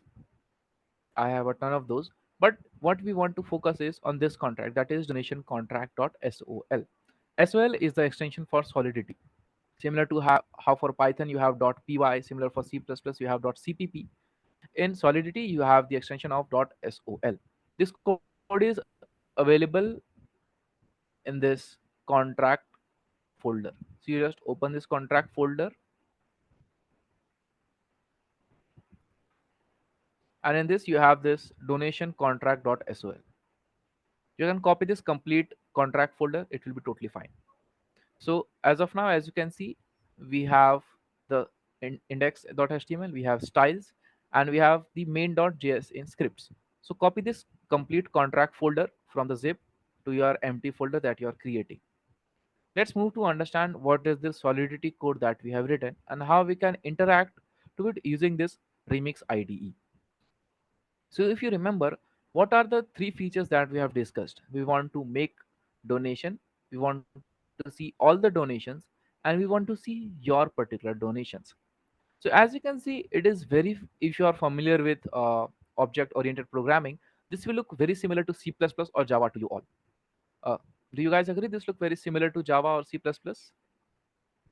Few things might be obviously different, but you can see that this is similar to how we make class, right? We make class, we make constructor, we have different objects in there, we have different functions, or you could say methods. So this is very similar to the class that we make in C++ or Java. So now let's understand the three functions that we want to talk about. So first of all, let's make the data that we want. So what does each donation contains? Each donation should contain these four things. It should have a unique ID, right? So that we can identify one donation from another, similar to how we students have roll numbers or Gmail ID. Then we need to have the user address. This is the wallet address. We need the timestamp when the donation was made, and we need the amount of money that was donated. Right. This is, you could see, one structure or one custom data type that we have made. So this is the topic that you guys must have studied. So class is a user defined data type, right? So similarly, we are defining our own donation. That what does donation contains? What are the fields that donation will have? Then we have this different variables. Once when we have a mapping, so this is similar to a hash map or maps in C++ and Java. We are mapping our string to the donation. This string is going to be nothing but this unique ID. So we are mapping our donation to our IDs, and at the end we have a all donation array that will contain all the IDs for donations. Then we have our very first function, that is create. In this function we are going to take three inputs, that is the ID, that is for the donation, the timestamp, and the amount. Then we create a new temporary variable a, that is of donation. We assign it all the value. We store it in the map, and we push the ID that we got to the array. This is the very simple create function. Then to get a donation, we simply pass the ID. We get the donations by ID from our map. And if you want to get all the donations, we simply return the array. These are the very three basic functions that we are going to use. Now, what is the difference of this contract to the backend code that we write in Python or Node.js? The only difference is that all the servers are running on your own cloud, or something like, a Replit or remix. I don't remember the name. There's Replit and there's one glitch. Yes, so there are different hosts that will run your code, but there's always this possibility that this code can be changed. But when you write this contract will go into the Genesis block. That is the very first transactional block that you will make, and this contract will be available to everyone on the chain, so that everyone can see that what is the business logic that you are running and how you are going to interact with it. So did you guys understand the code? Do you have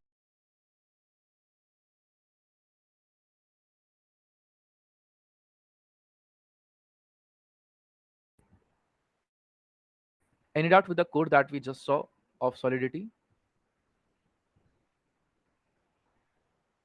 A little bit. Okay, Prakriti, which part are you confused about? I can explain it again. You are not able to open index file in VS Code. Keep opening in. What do I have to do in? We have to copy full contract only the soul. Harshit, you can copy the complete folder, because as I said, we are not going to code up anything. We are just going to understand the code. So I would say just take this whole folder and copy it into the new folder that where you are creating your application. So just this whole folder, right? Just copy this whole folder into the new folder that you are making. And we are entering in Remix. In Remix, we are only writing this Solidity code so that we can understand it and interact with it. Kushal, you're not able to open index file, right? So Kushal, it could be that you are just clicking on the index file. What you have to do is uh, use your VS Code, click on open folder, and thus just open the folder that you have downloaded. So you must have downloaded a zip, right? And in that, once you open that zip, you must have a folder. So using your VS Code, just open that folder, and you can see all the code. And in case you want to try with this stuff, what you can do is you can create an empty folder and copy one by one so that you can follow along step by step. Cool. I hope I'm clear with it. Yes. Cool. Cool. Uh, Someone had a doubt. Prakriti, what doubt did you have? If you want, I can explain the code if you want. I have kept the code as simple as that. Just cool, cool, definitely fine, no worries. It's just that we are using Remix so that we can interact with it. So let's understand a case, right? If you want to interact with any kind of Node.js code, what do? You can write your APIs, and for testing, you use softwares like Postman, or you can use Thunderclient to test whether the API is working or not. But in this scenario, where we just have our Solidity code, where do we run it, right? It's not that we can simply integrate it to our application and run, right? So what do? We are using this Remix ID for just for that. So create go to contracts, right? This my code here, and then when you click on this compiler, you can compile your code. It will tell you if there are any kind of errors. So we can see that there are no errors, right? So what do we do now? What we can do is we can just deploy this application here, right? And what we will have is we will have something like this. And now we can interact with our application. I will just zoom in so that you can see. So I need to add a ID, a time, and amount. So the ID is ABC, time is now, and I'm going to add amount 40. So what I'm going to do is I'm going to hit create, and you can see that the transaction is done. Now if I want to get the donation, I can write ABC get donations. Okay, and you can see that I have this tuple of data. I have ABC, the address, the time, and the amount. So I'm using Remix just to make sure that my code is working and so that I can interact with it. And if I hit on get all donation, you can see that I get the IDs of all the donation that I have made. So the purpose of Remix for now, when we are testing with our local blockchain, is just to test the code that we have written and see if the functions are working as we have designed them. Okay. Any other doubt with the code? I hope the Solidity code is clear. Do not get confused with the Remix. This is just for testing and all. You can get familiarized with it after the session. Remix is pretty great if you are, let's say, learning the Solidity language or want to test whether your Solidity code is working or not, whether the functions are doing as it is intended or not. And at the end, we are also going to host it on a public chain using Remix only. So stay tuned for that. Cool.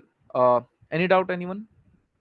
Or then we can move on to making sure that we are deploying this contract on our local blockchain. Any doubts?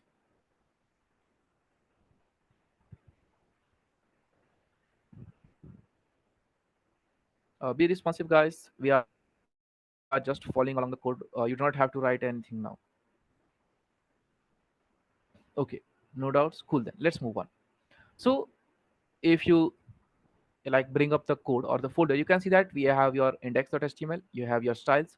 In scripts, as of now, just consider main.js, nothing else. And we have our contract. In contract you can see multiple things. So you can ignore build, as you can see this is like remove, right?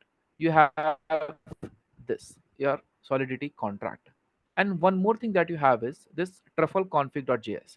So to anyone that was asking what is the file that I've included, it is this. So open your Ganache, go to this setting, and here in your truffle projects you can add this link. So when you click on add project, it will open something like this. So you have to move to the folder in contract and just select this truffle config. So this is, we are going to use this to deploy our this contract that we have written in Solidity. Where did it go? Here. We are going to use this truffle.config to deploy this particular contract onto our Ganache network. So again, just move to the settings, hit add project, navigate to this truffle.config.file, click on it, and it will be added here. I hope it is clear. Any doubts what we have to do? We just have to add that truffle config.js to our Ganache so that we can deploy the Solidity contract that we have written to our local Ganache network. Is it clear, guys? No,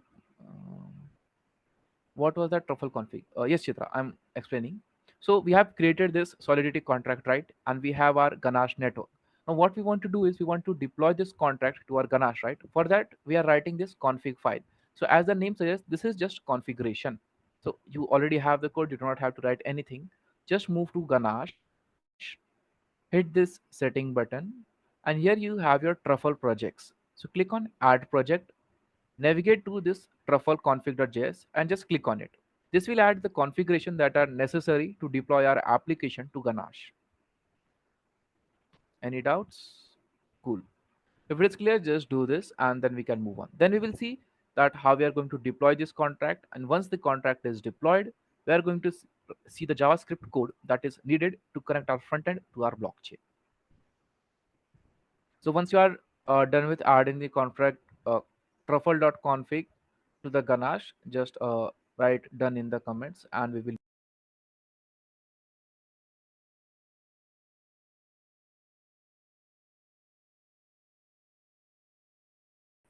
Great going, Kushal. Great going.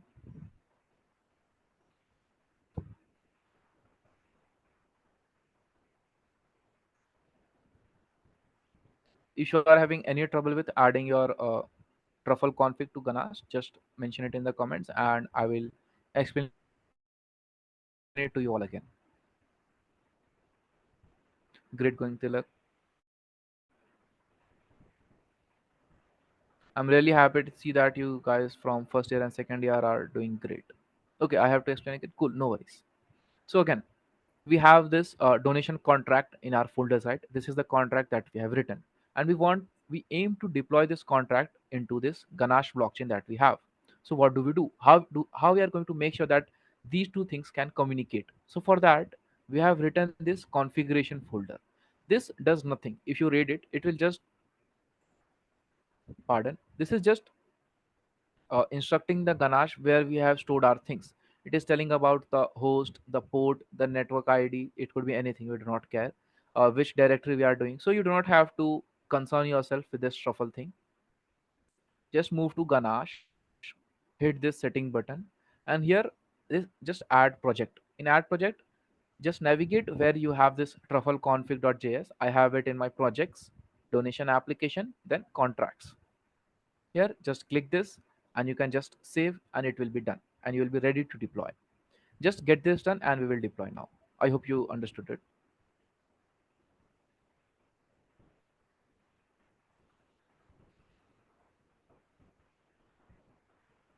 Okay. Should we move on or do we wait?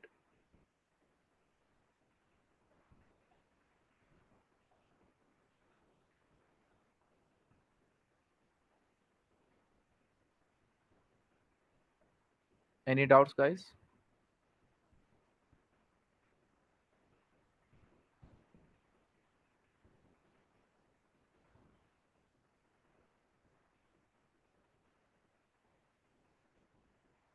Should we move on?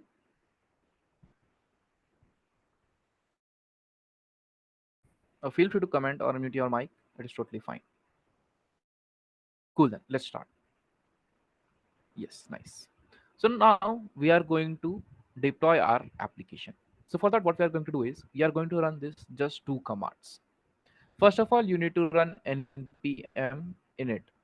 This is to make sure that we initialize our node application. Just follow on whatever it says. Once you are done with this, we are going to copy this command, come to the readme file, and you will see that we just have to connect this thing. That is this npx truffle build. So first of all, run npm init, right? Sorry. So if you are following along with me, go to your terminal, write cd contracts. This is so that we move on to this exact location. So you can see that I'm in git, my projects, the donation application, and then to contracts. Come here and run npm init. As I've already run it, I'm not going to rerun it, but just run npm init and follow along whatever it says. Do not worry about, just keep hitting enter or whatever it is asking, and then you can continue. Once that done, we are going to run npx truffle build. Once you run this, this is going to compile this Solidity code and make this folder, sorry, make this file that is donation contract.json. So just run npx truffle build after you have run npm init. You will see that this is compiling our contract.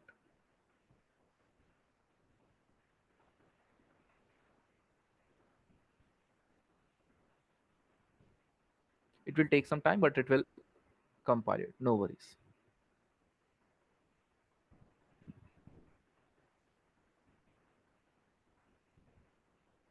And you can see it has compiled our code. So I will just write this command, what you have to do. So first of all, open the terminal in your VS Code, run cd contracts, right? Once you're done with that, you have to run npm init. And then whatever it says, just do that. Npm init, it will say many things, just do that. Then you have to run this, that is npx truffle build.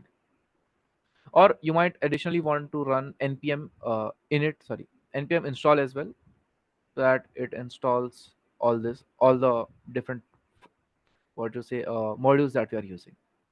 So just open your terminal and run this. I think I sent a direct message. Sorry. Oops. I'll have to copy it again and send it to everyone.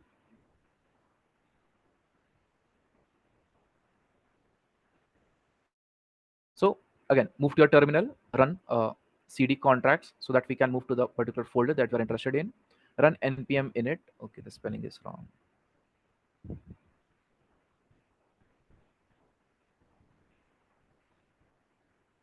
Npm init, npm install, and at the end you have to run npx truffle build. Just run these and tell me once you are done. Let's see if I can delete them. Yes, I can delete them.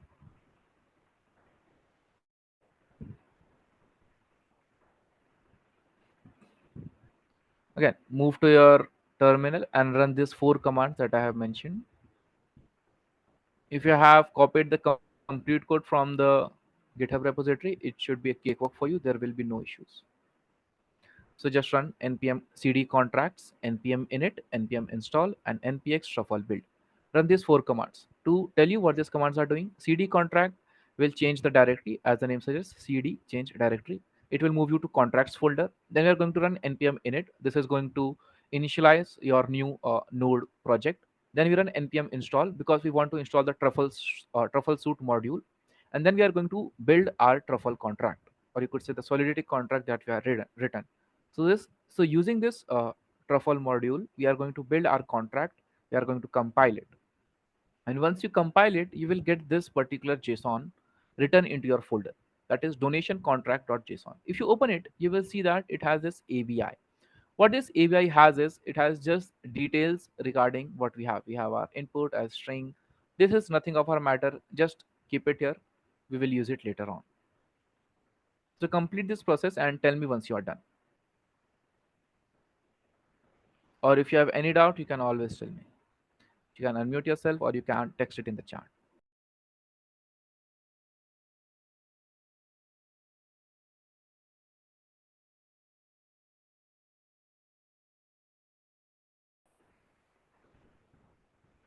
Great going, Ashutosh. Great going. We'll wait for your friends, and as more number of people are done, we will then deploy the contract to our local network.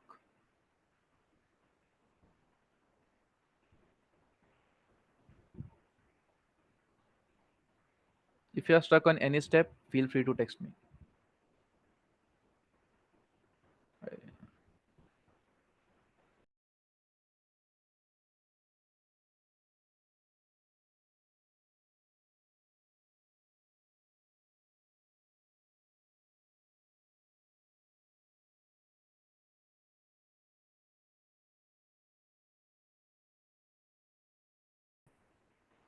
Harsh, we are not deploying anything as of now. Just run these four commands that I have written at the top.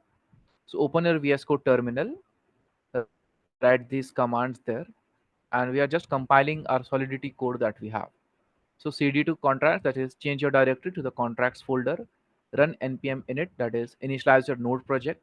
Run npm install, that is to install the required modules that we have. And npx shuffle build, this will compile the Solidity contract that we have written. I entered cd and got this, could not find because it does not exist. For Ganesh.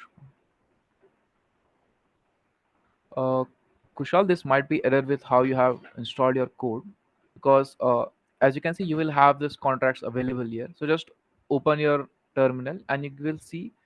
Tell me what you are seeing in this terminal. If you are till this donation application, if you write cd contracts, it should take you to this particular directory. Okay, what contracts does not exist. So do you have this folder in, do you have contracts folder where you are trying to do this?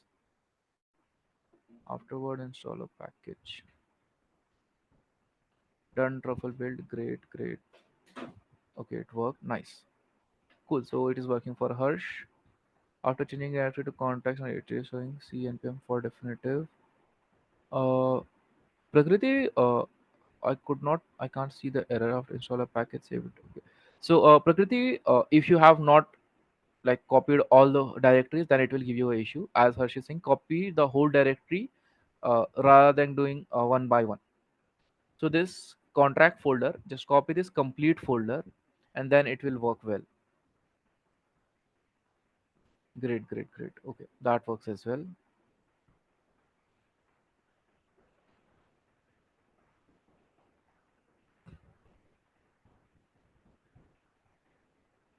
Okay. Prakriti, try doing it. If it still gives you error, just tell me. We can solve it. So see, in your contract folder, you will have all this available, right? So just cd to contracts, as you can see here. I will increase the size if it is possible, right? So just move to this, right? My project, donation app and contracts. Run npm init if you have not initialized your project. If it is done, that is, if you have this package.json available, just run npm install, and it will install this particular package. So ideally, we only have this one, that is this truffle. We are just going to download this so that we can run that compile method that you saw earlier. Just run this, it should work. Okay, it worked. When you repeat the entire directory part again. Okay. So Kushagra, what you have to do is just copy this contract folder, right? As you can see in my VS Code, I have this complete contract folder. So from this GitHub repo and the zip that you have downloaded, copy this complete contract folder and paste it in your terminal. Write the four command that I have instructed in the chat. That is, move to this contract folder, right? Change directly. Run npm init, then npm install, and then npx truffle compile. This will compile the Solidity code that we have. Okay, you have cloned it from Git. Great, great. Press friendly. Harsh, if it is uh, coming up, you can just skip this part and just run npm install. No worries for npm init.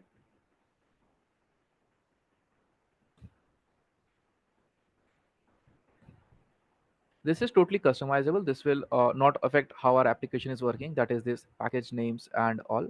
It will work totally fine. So no worries for that. You can just run npm install. Yes, you have cloned it. Great. Then if you have already cloned it, then you can simply run npm install and it will work. No need to run npm init. So Prakriti, just move to this contract, that using cd, just move to contracts, right? And once you are there, run npm install. This will install this truffle module that we are using. Tell me once you guys are done with it. The error occurred on running the npm contracts. Okay, which error? Let me just see. There was no issue. The any part. Okay, there is no issue. The error occurred on running the install command. That should not happen. Harsh, could you make sure if you have Node.js installed, just try to run node-v. It should tell you what version of Node you have. If you have Node installed, npm install will not give you any kind of error. You can check if you run this, because we have our package.json and in this we have our dependencies mentioned. It will not give you any kind of error, and it will just install this truffle module. As you can see, it should give you no error.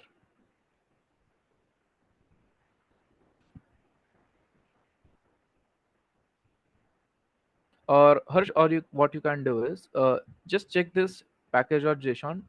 Do you have this dependencies or truffle? If you do not have this, go to this repository, move to contracts, and from there copy the package.json file. Sorry, name can only contain friendly. You can write any name. Harsh, it is fine. You can give it any name that you want. No need to have this dash or anything that is asking for. You can write any name that you wish. Just write donation if it is giving you error with the hyphen. Okay. So it means, Harsh, there might be some issue with the node. Node might not be installed properly in your machine, or you might have not added the path properly. Yes.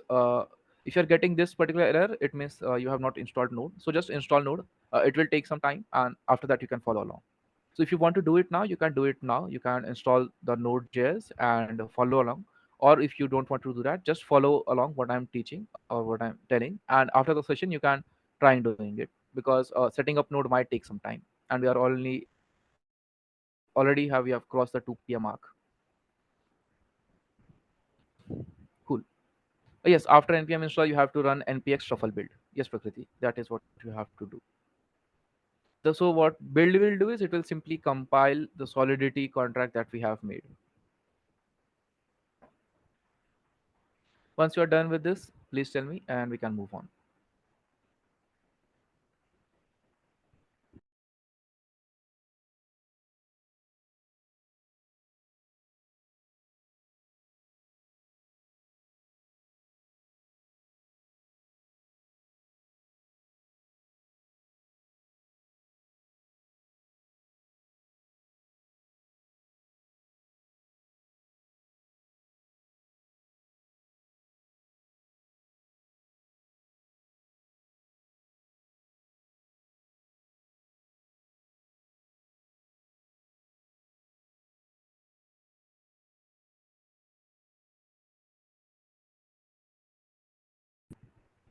Cool. So tell me once you are done with this npx shuffle build command, and once you have compiled this, we can move on to deploying it to our local host.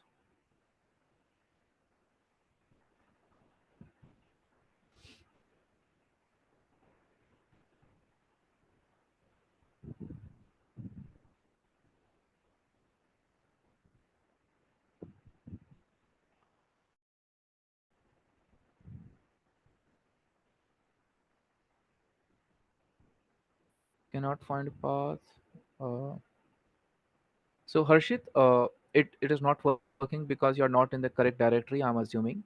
So what you can do is just copy the complete address as Harsh has suggested. You can just copy the complete path and then write cd space that path, and it will take you to contracts. Because it is obvious that in your VS Code, this particular contracts would not exist. So you have to download this complete code and then go to this particular folder. Only then can you change directory. So any of you, are you guys done with npx shuffle build?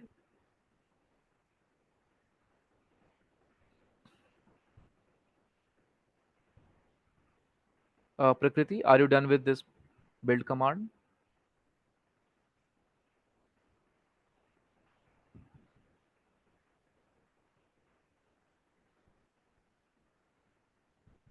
Cool. So as we are a little bit short of time, I will have to just fast forward it a little bit. I would not be able to solve as many questions as possible.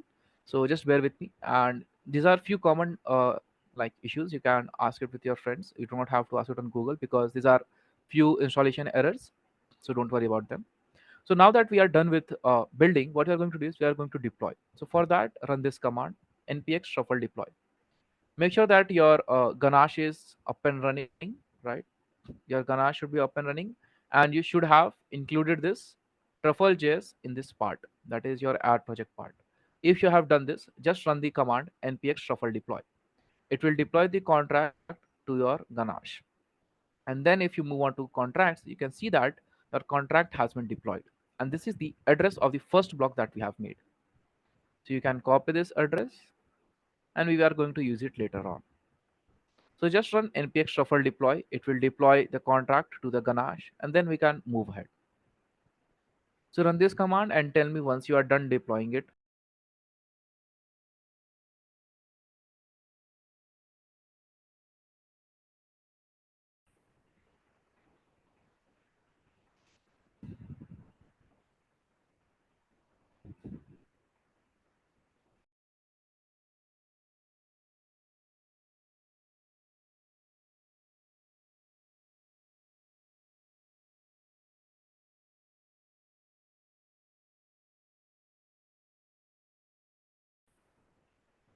Harshit, as I said, okay, total deployment one cost. Great, great, great, Prakriti. It means that you have deployed the contract. Just move to your Ganache and see if you can see this particular address. Check if you can see the contracts have deployed, and then you can just copy this particular address. So just double click on it and press Ctrl C. Text me once you are done with this.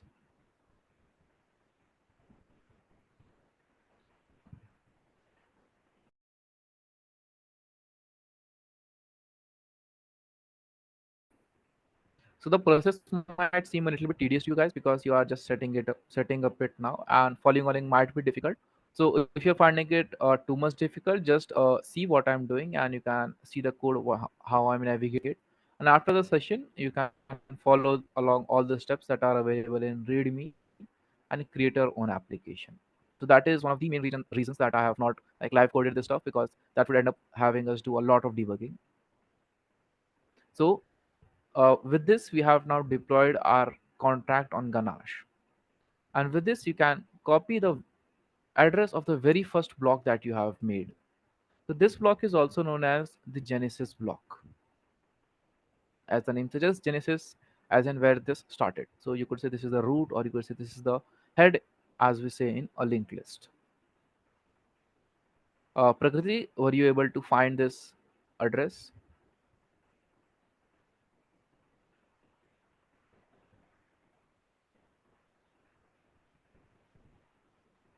No, I see rich contrast data compiler, the contract within a total project to see rich. Uh, okay. Tell me whether it looks similar to this or not. So when you hit contract, it should look something like this. Is it similar?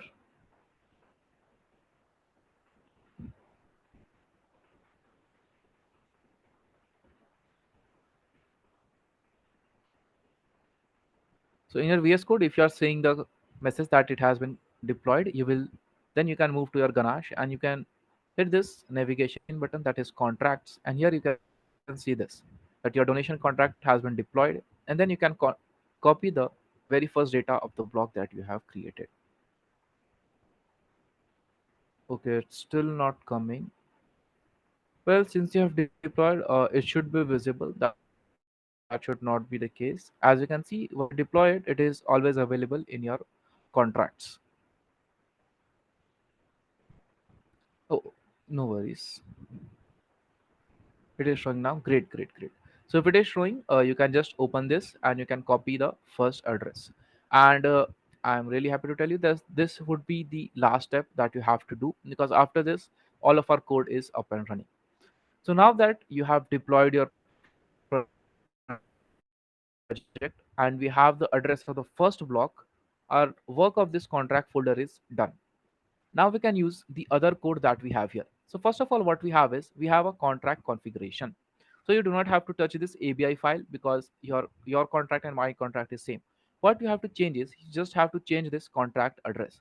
So you can see that my contract address is 0x1e09, right?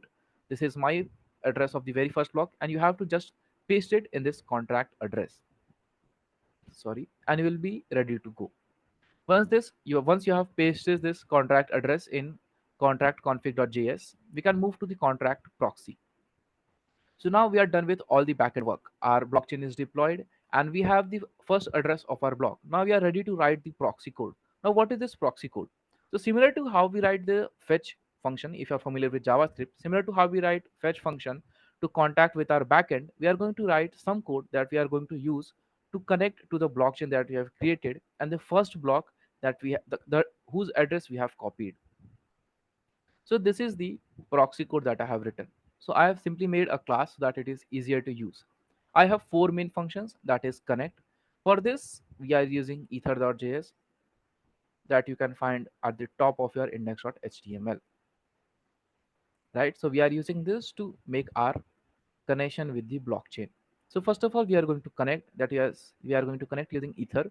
We are going to check whether our Web3 provider is there or not, whether we have signed in or not. And at the end, we are simply going to return this particular account. Do not need to understand this complete code. Just understand the function that this function connect is going to be used to connect to our application. Then we have a code that is to get account so that we can get the account address and the account balance, the amount. Why? Because this ID we are going to create using a JavaScript function that is a new date.toJSON.toString, and the amount is that we are getting as parameter. Then we are going to pass this to our contract and we are going to call the create function that you might remember writing in this contract. So we are going to call this create function and we are passing these three things: ID, time, and amount. And you will see it exactly matches ID, time, and amount. So in this manner, we are going to call the function create. Similarly, we can call the function get donation by ID, that we will pass the ID and we want all the donation data. And at the end, we can get all the donation IDs if we want. So this is the proxy code that we have written. I hope this code is clear to you. Any doubt? Can you share the drive link? So there is no drive link. There's just this GitHub repository. I will share it again.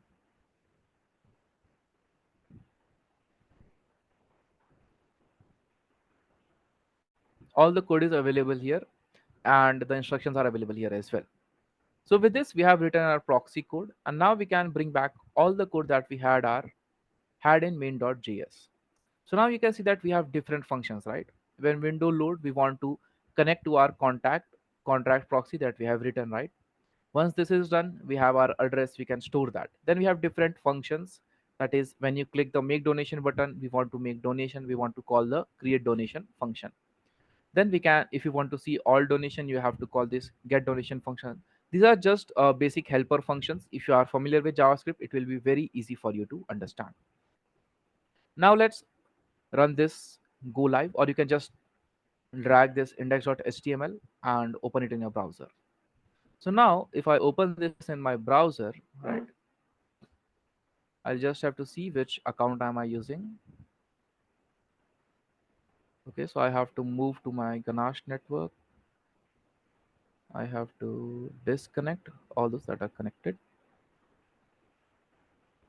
And now I will just refresh my account.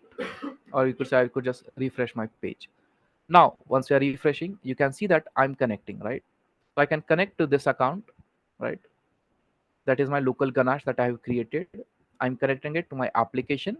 This is what the connect function does. And as you can see, since this is the application that I have made previously, I have all the details available here. You can see this in your transactions as well. You can see that you have all the transactions that I have made.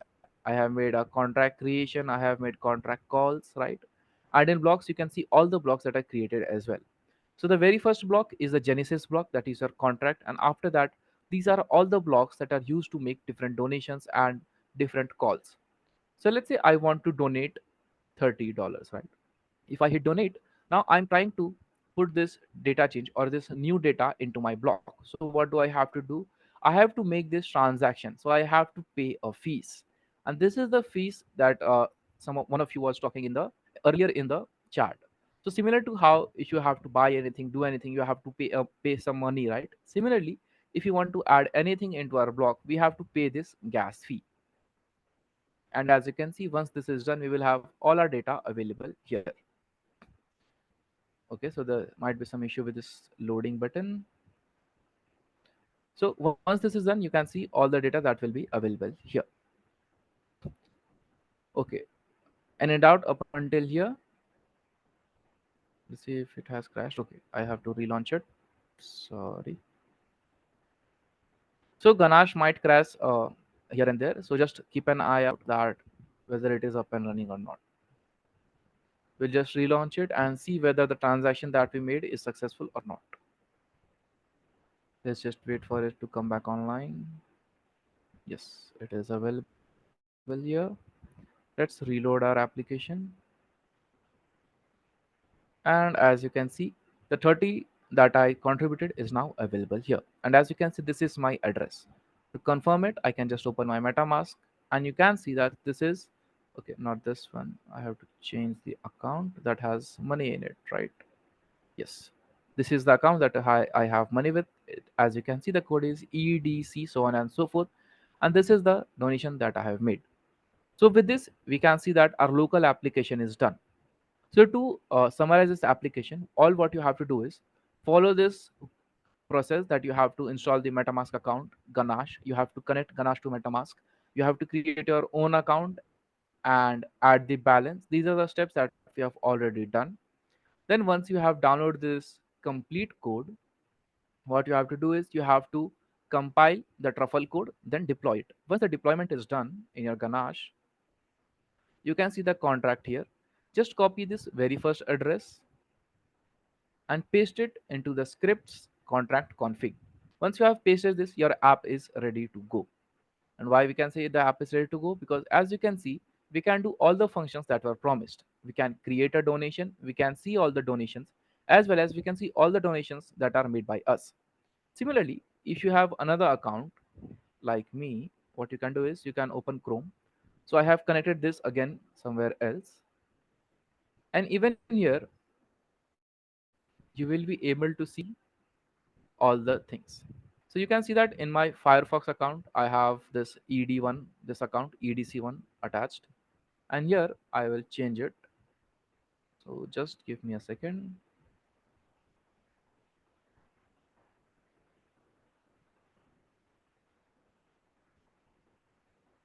This is the Matic one. I have to change to Ganache network.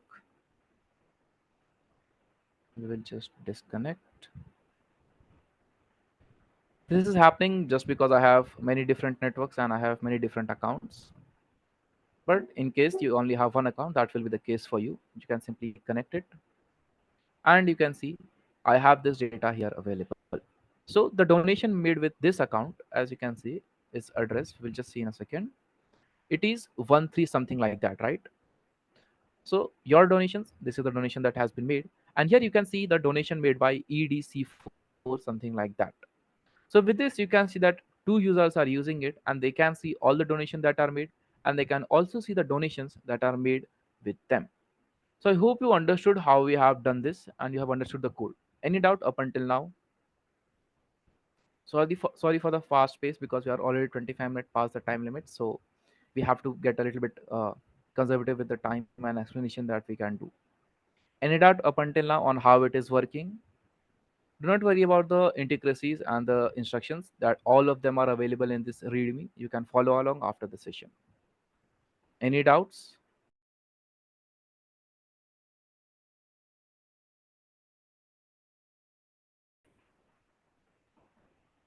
Any doubts, anyone?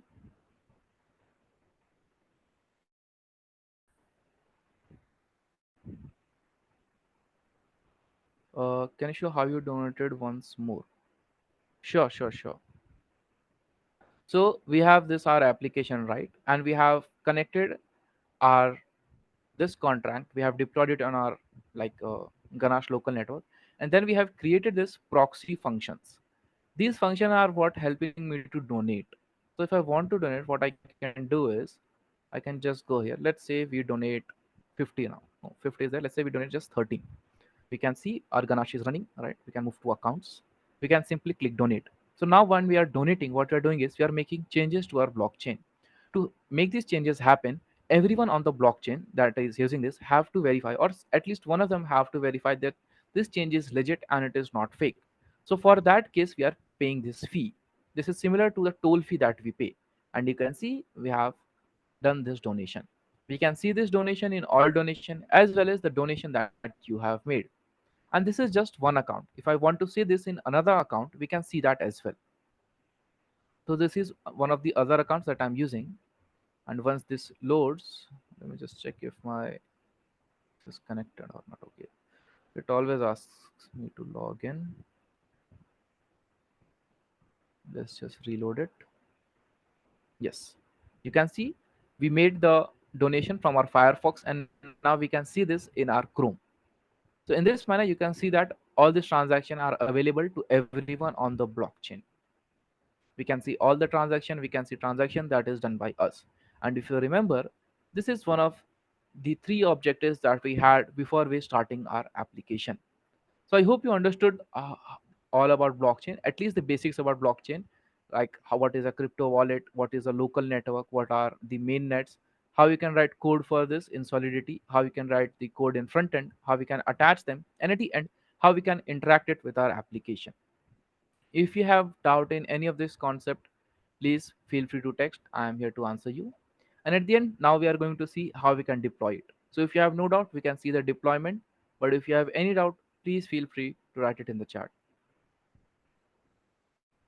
So should we move on to deploying?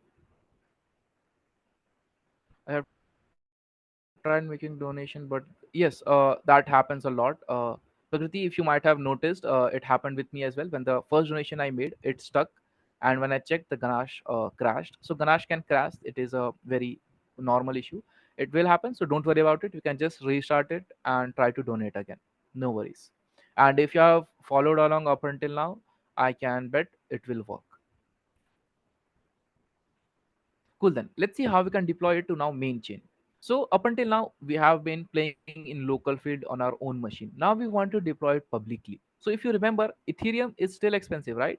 With these 2.5 2.5 hours, Ethereum prices I have not gone down. Let's just check how much is one Ethereum. Ethereum is still expensive, right? It is still $1,500, 557 to say. So we are not able to push it on Ethereum as of now. We are not that rich, right? But we still want to deploy it, right? We still want to deploy it somewhere where our friends can see. So where do we deploy it? So there are something called test nets. So these are test nets created by this organization, Ethereum, Polygon, so on and so forth. They create these test nets so that people like us, students and developers, can test their application by pushing it to the testnet. So how do we do now? If you remember, we have to do similar process. We have to add the network to our MetaMask, and once you have added it to our net MetaMask account, we can simply deploy it to that. So how we are going to add it to our MetaMask? So for that, follow along with me. You can skip this part. You can do it laterwards as well. So to do this, we have to move to Alchemy, right? This is a site that helps you move on to Mumbai testnet. There are many other sites, but for this we are choosing Alchemy. So you can go to Alchemy, right? And you can create a new app. So I'm moving to Alchemy. You can just see what I'm doing there. So just move to Alchemy. You can sign in with your account.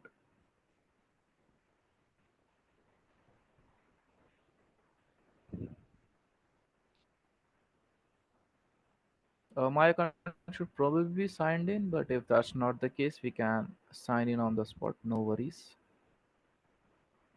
The slow internet is just killing me. I'll just show it to you here.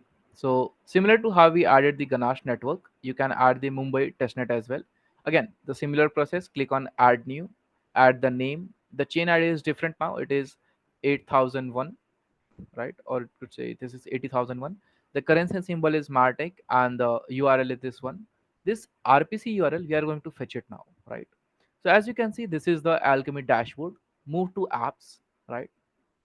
Create your new app, and once you create a new app, it will look something like this. I have already created a donation app. Just move to API key, and you can copy this particular API. This API is your new RPC link. This link you would have to paste here. Everything else remains the same. This link is just going to be different from you because your API key will be different to you and it would never be similar to me. So using that, we are going to have that. And once you make that, you will have an account on Mumbai testnet. But again, you will face the same challenge as we faced on Ganache, that you make an account, but it will have no funds. So where do we get the money from? That's where something called faucets come in. These faucets, as you said, it is a test net. These faucets will give you few amounts of Matic or any currency that is used. So on Polygon, Matic is used. So you can move to that faucet, add your account number, and it will add one Matic to you. Sorry, to tell you, to make this transaction, it takes very few Matic, and with just one Matic, you can just perform all the operations and you can test as many applications as you want. So you would never have to worry about running out of Matic. And if you do, you can just again go to those faucets and every day they will give you one Matic. So once we are done with this process, you can move to this faucet, right? This is Mumbai faucet. This is again by Alchemy. So if you have your account in Alchemy that we have already made, you can just go there and paste your account address. To get your address, just move to MetaMask. You have to make sure that you are on the Mumbai net, right? As we have discussed, you have to go to your Mumbai net. So I will go here, and in Mumbai net, I have which account am I using? I'm using this account. I have 1.33 Matic. You just have to copy this code, paste it here, and you just have to click send me Matic, and this will add Matic to your account, right? Now let's see if Matic has been added to my account. So probably not because I have already used this up, but you can always try this and you will get your Matic there. So in this manner, we can connect to a different testnet, that is public testnet, add amount to it using these faucets, and now we are ready to go. But how do we deploy it? Again, we have to go to Remix ID for this. We will now choose inject provider using MetaMask. We will choose that and we will hit deploy. Once you hit deploy, it will deploy as usual and you will have a main address available here. what you have to do now, you just have to go to your code, and in your contract config you just have to change this contract address.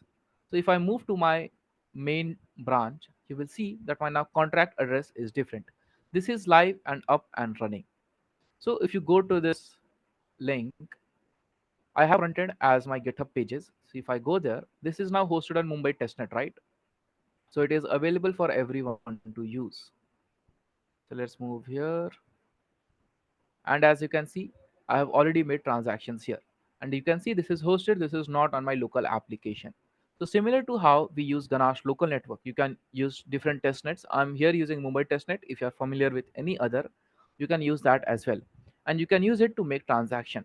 But beware, in Mumbai testnet the transaction would be a little bit slower because a lot of people are there, a lot of traffic is there.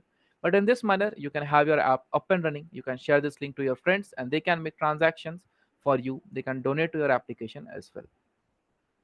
So any doubt on how we are deploying it on a public net? I can understand it has gone a little bit faster, but against what we were doing before. But please bear with me. And if you have any doubts and instructions, you can always follow the README file. Any doubts, everyone?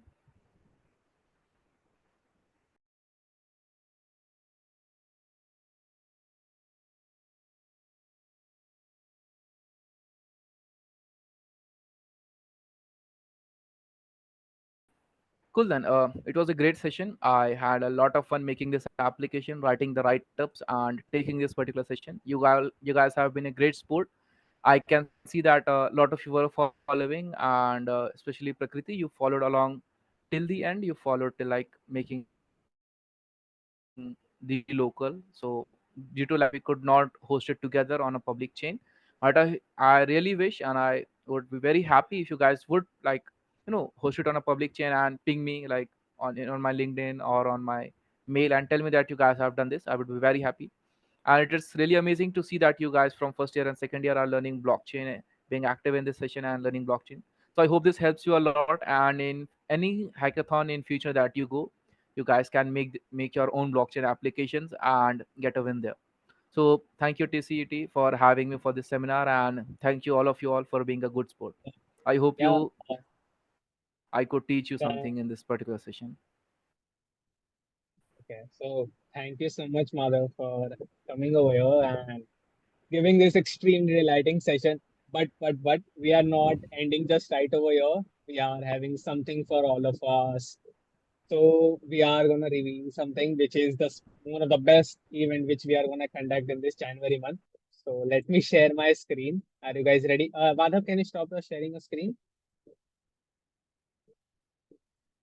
Sure, Jwala. Jwala, if possible, after the announcements, could we have a little bit of Q&A? Because I can see a Yeah, few yeah, questions coming up. yeah, sure. Okay, we can have. One Okay, second. is my screen presentation gone? Yeah. Hopefully, it should be gone.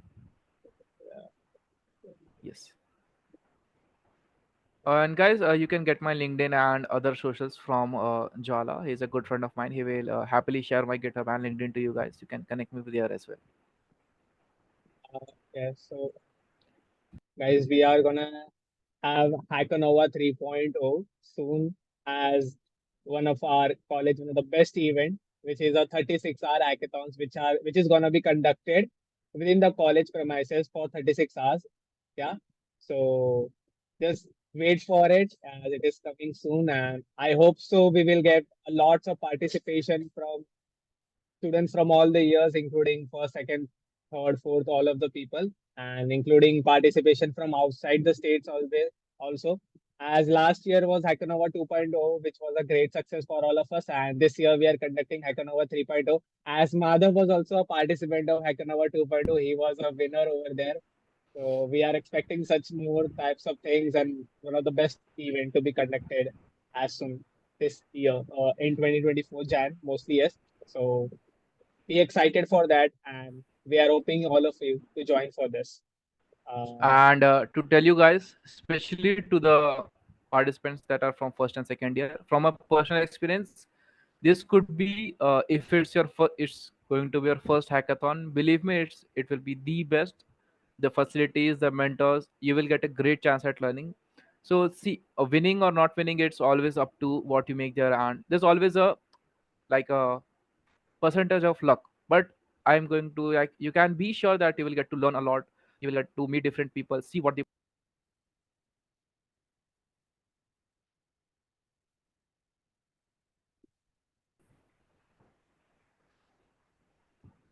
Okay. Hello. Yeah, Cool. So as I was saying, just make sure that you guys participate in the hackathon. It will be really great. It's from personal yeah. experience.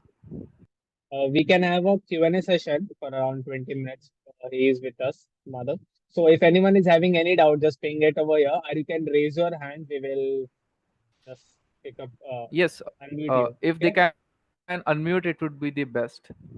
Yes. Yeah, Harshit, we Okay. will So one share question the is question. already here.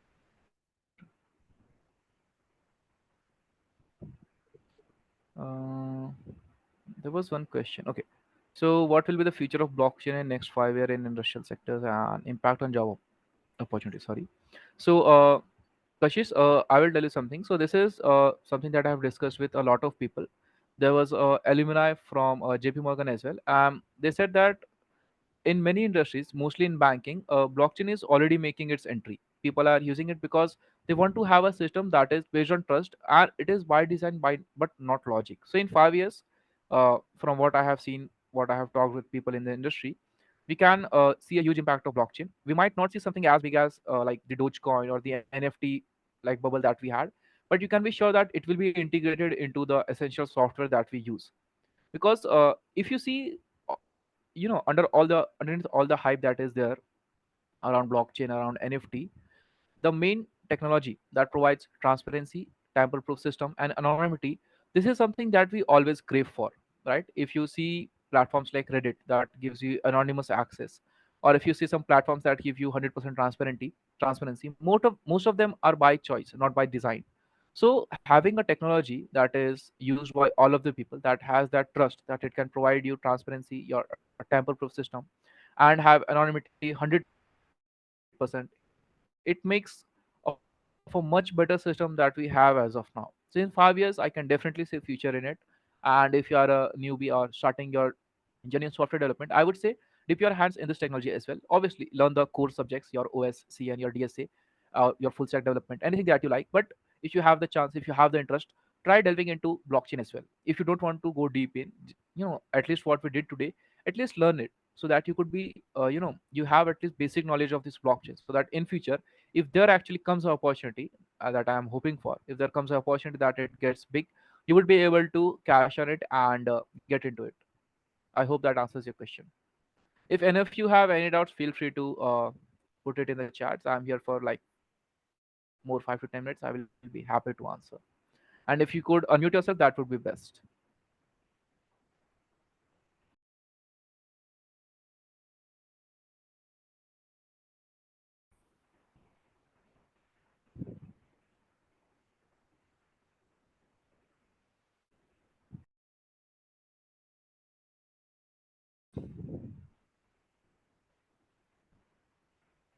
What we will do in Hacknova. So that is something Jala is more apt to tell you guys.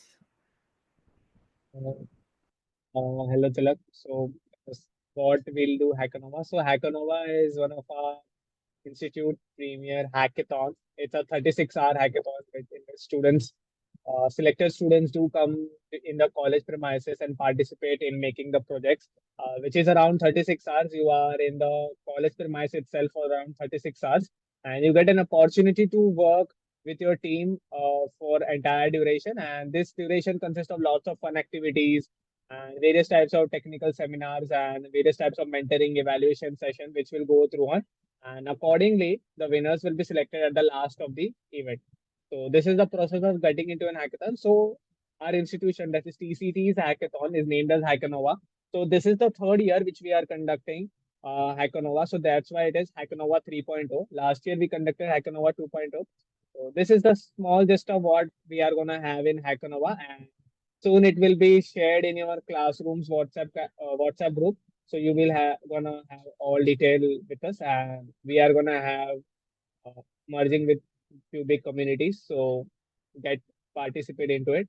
it will be very much excited for all of us. Yeah. Any other questions?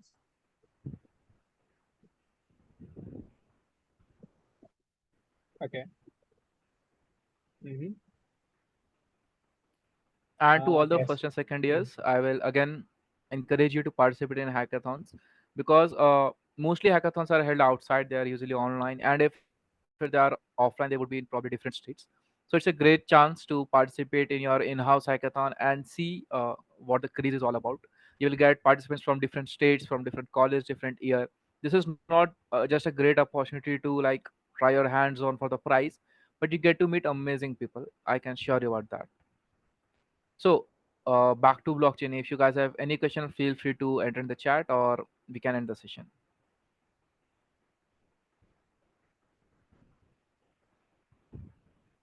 I think people are clear with their doubts.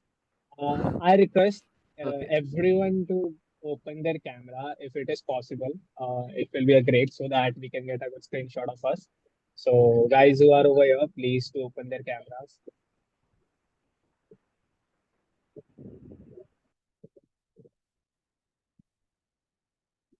Unmute. Okay. What?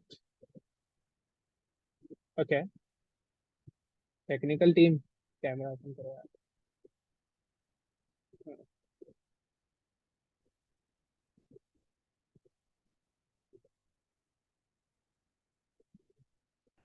Don't be shy, guys. Please open up your cameras. It will be a great photo.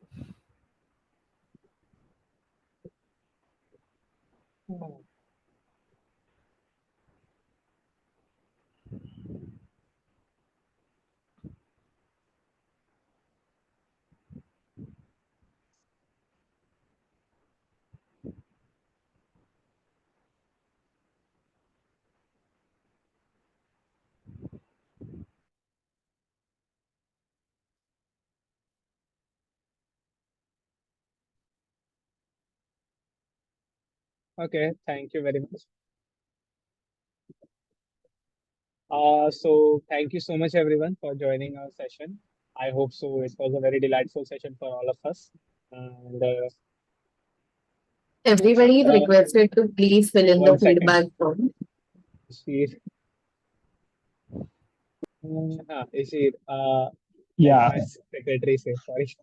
I was just going to say about the feedback form, guys. Please fill in the feedback form. And just before signing off, I would just like to thank Madhav for this amazing session. It was very good and informative, and I'm pretty sure that everybody learned a lot about getting into blockchain and starting blockchain. And hopefully, this will serve as a great base for them to, if they want to pursue blockchain as a career option. So, thank you so much, Madhav, for your insights. Thanks a lot, Ishir, Jwala, for having me here, and thanks to all the participants that joined in, stayed for like more than 2 hours. That is what you came in for, but we are like 2:47 minutes. So thanks a lot, and I really hope you guys learned a lot. Connect with me on LinkedIn, and if you guys have any doubt, you can always ping me. And regarding the GitHub repo, Jwala will share all the necessary links, and if you want to follow like deploying it on the public chain, you will have the all the instructions available there as well. So again, thanks a lot having for having me, guys. Thank you very much, Madhav. Thank you everyone who was over here. Thank you so much for joining. Yeah. When will be the next session? Okay. That's an exciting question. Participate in Hackanova. We will tell you over there.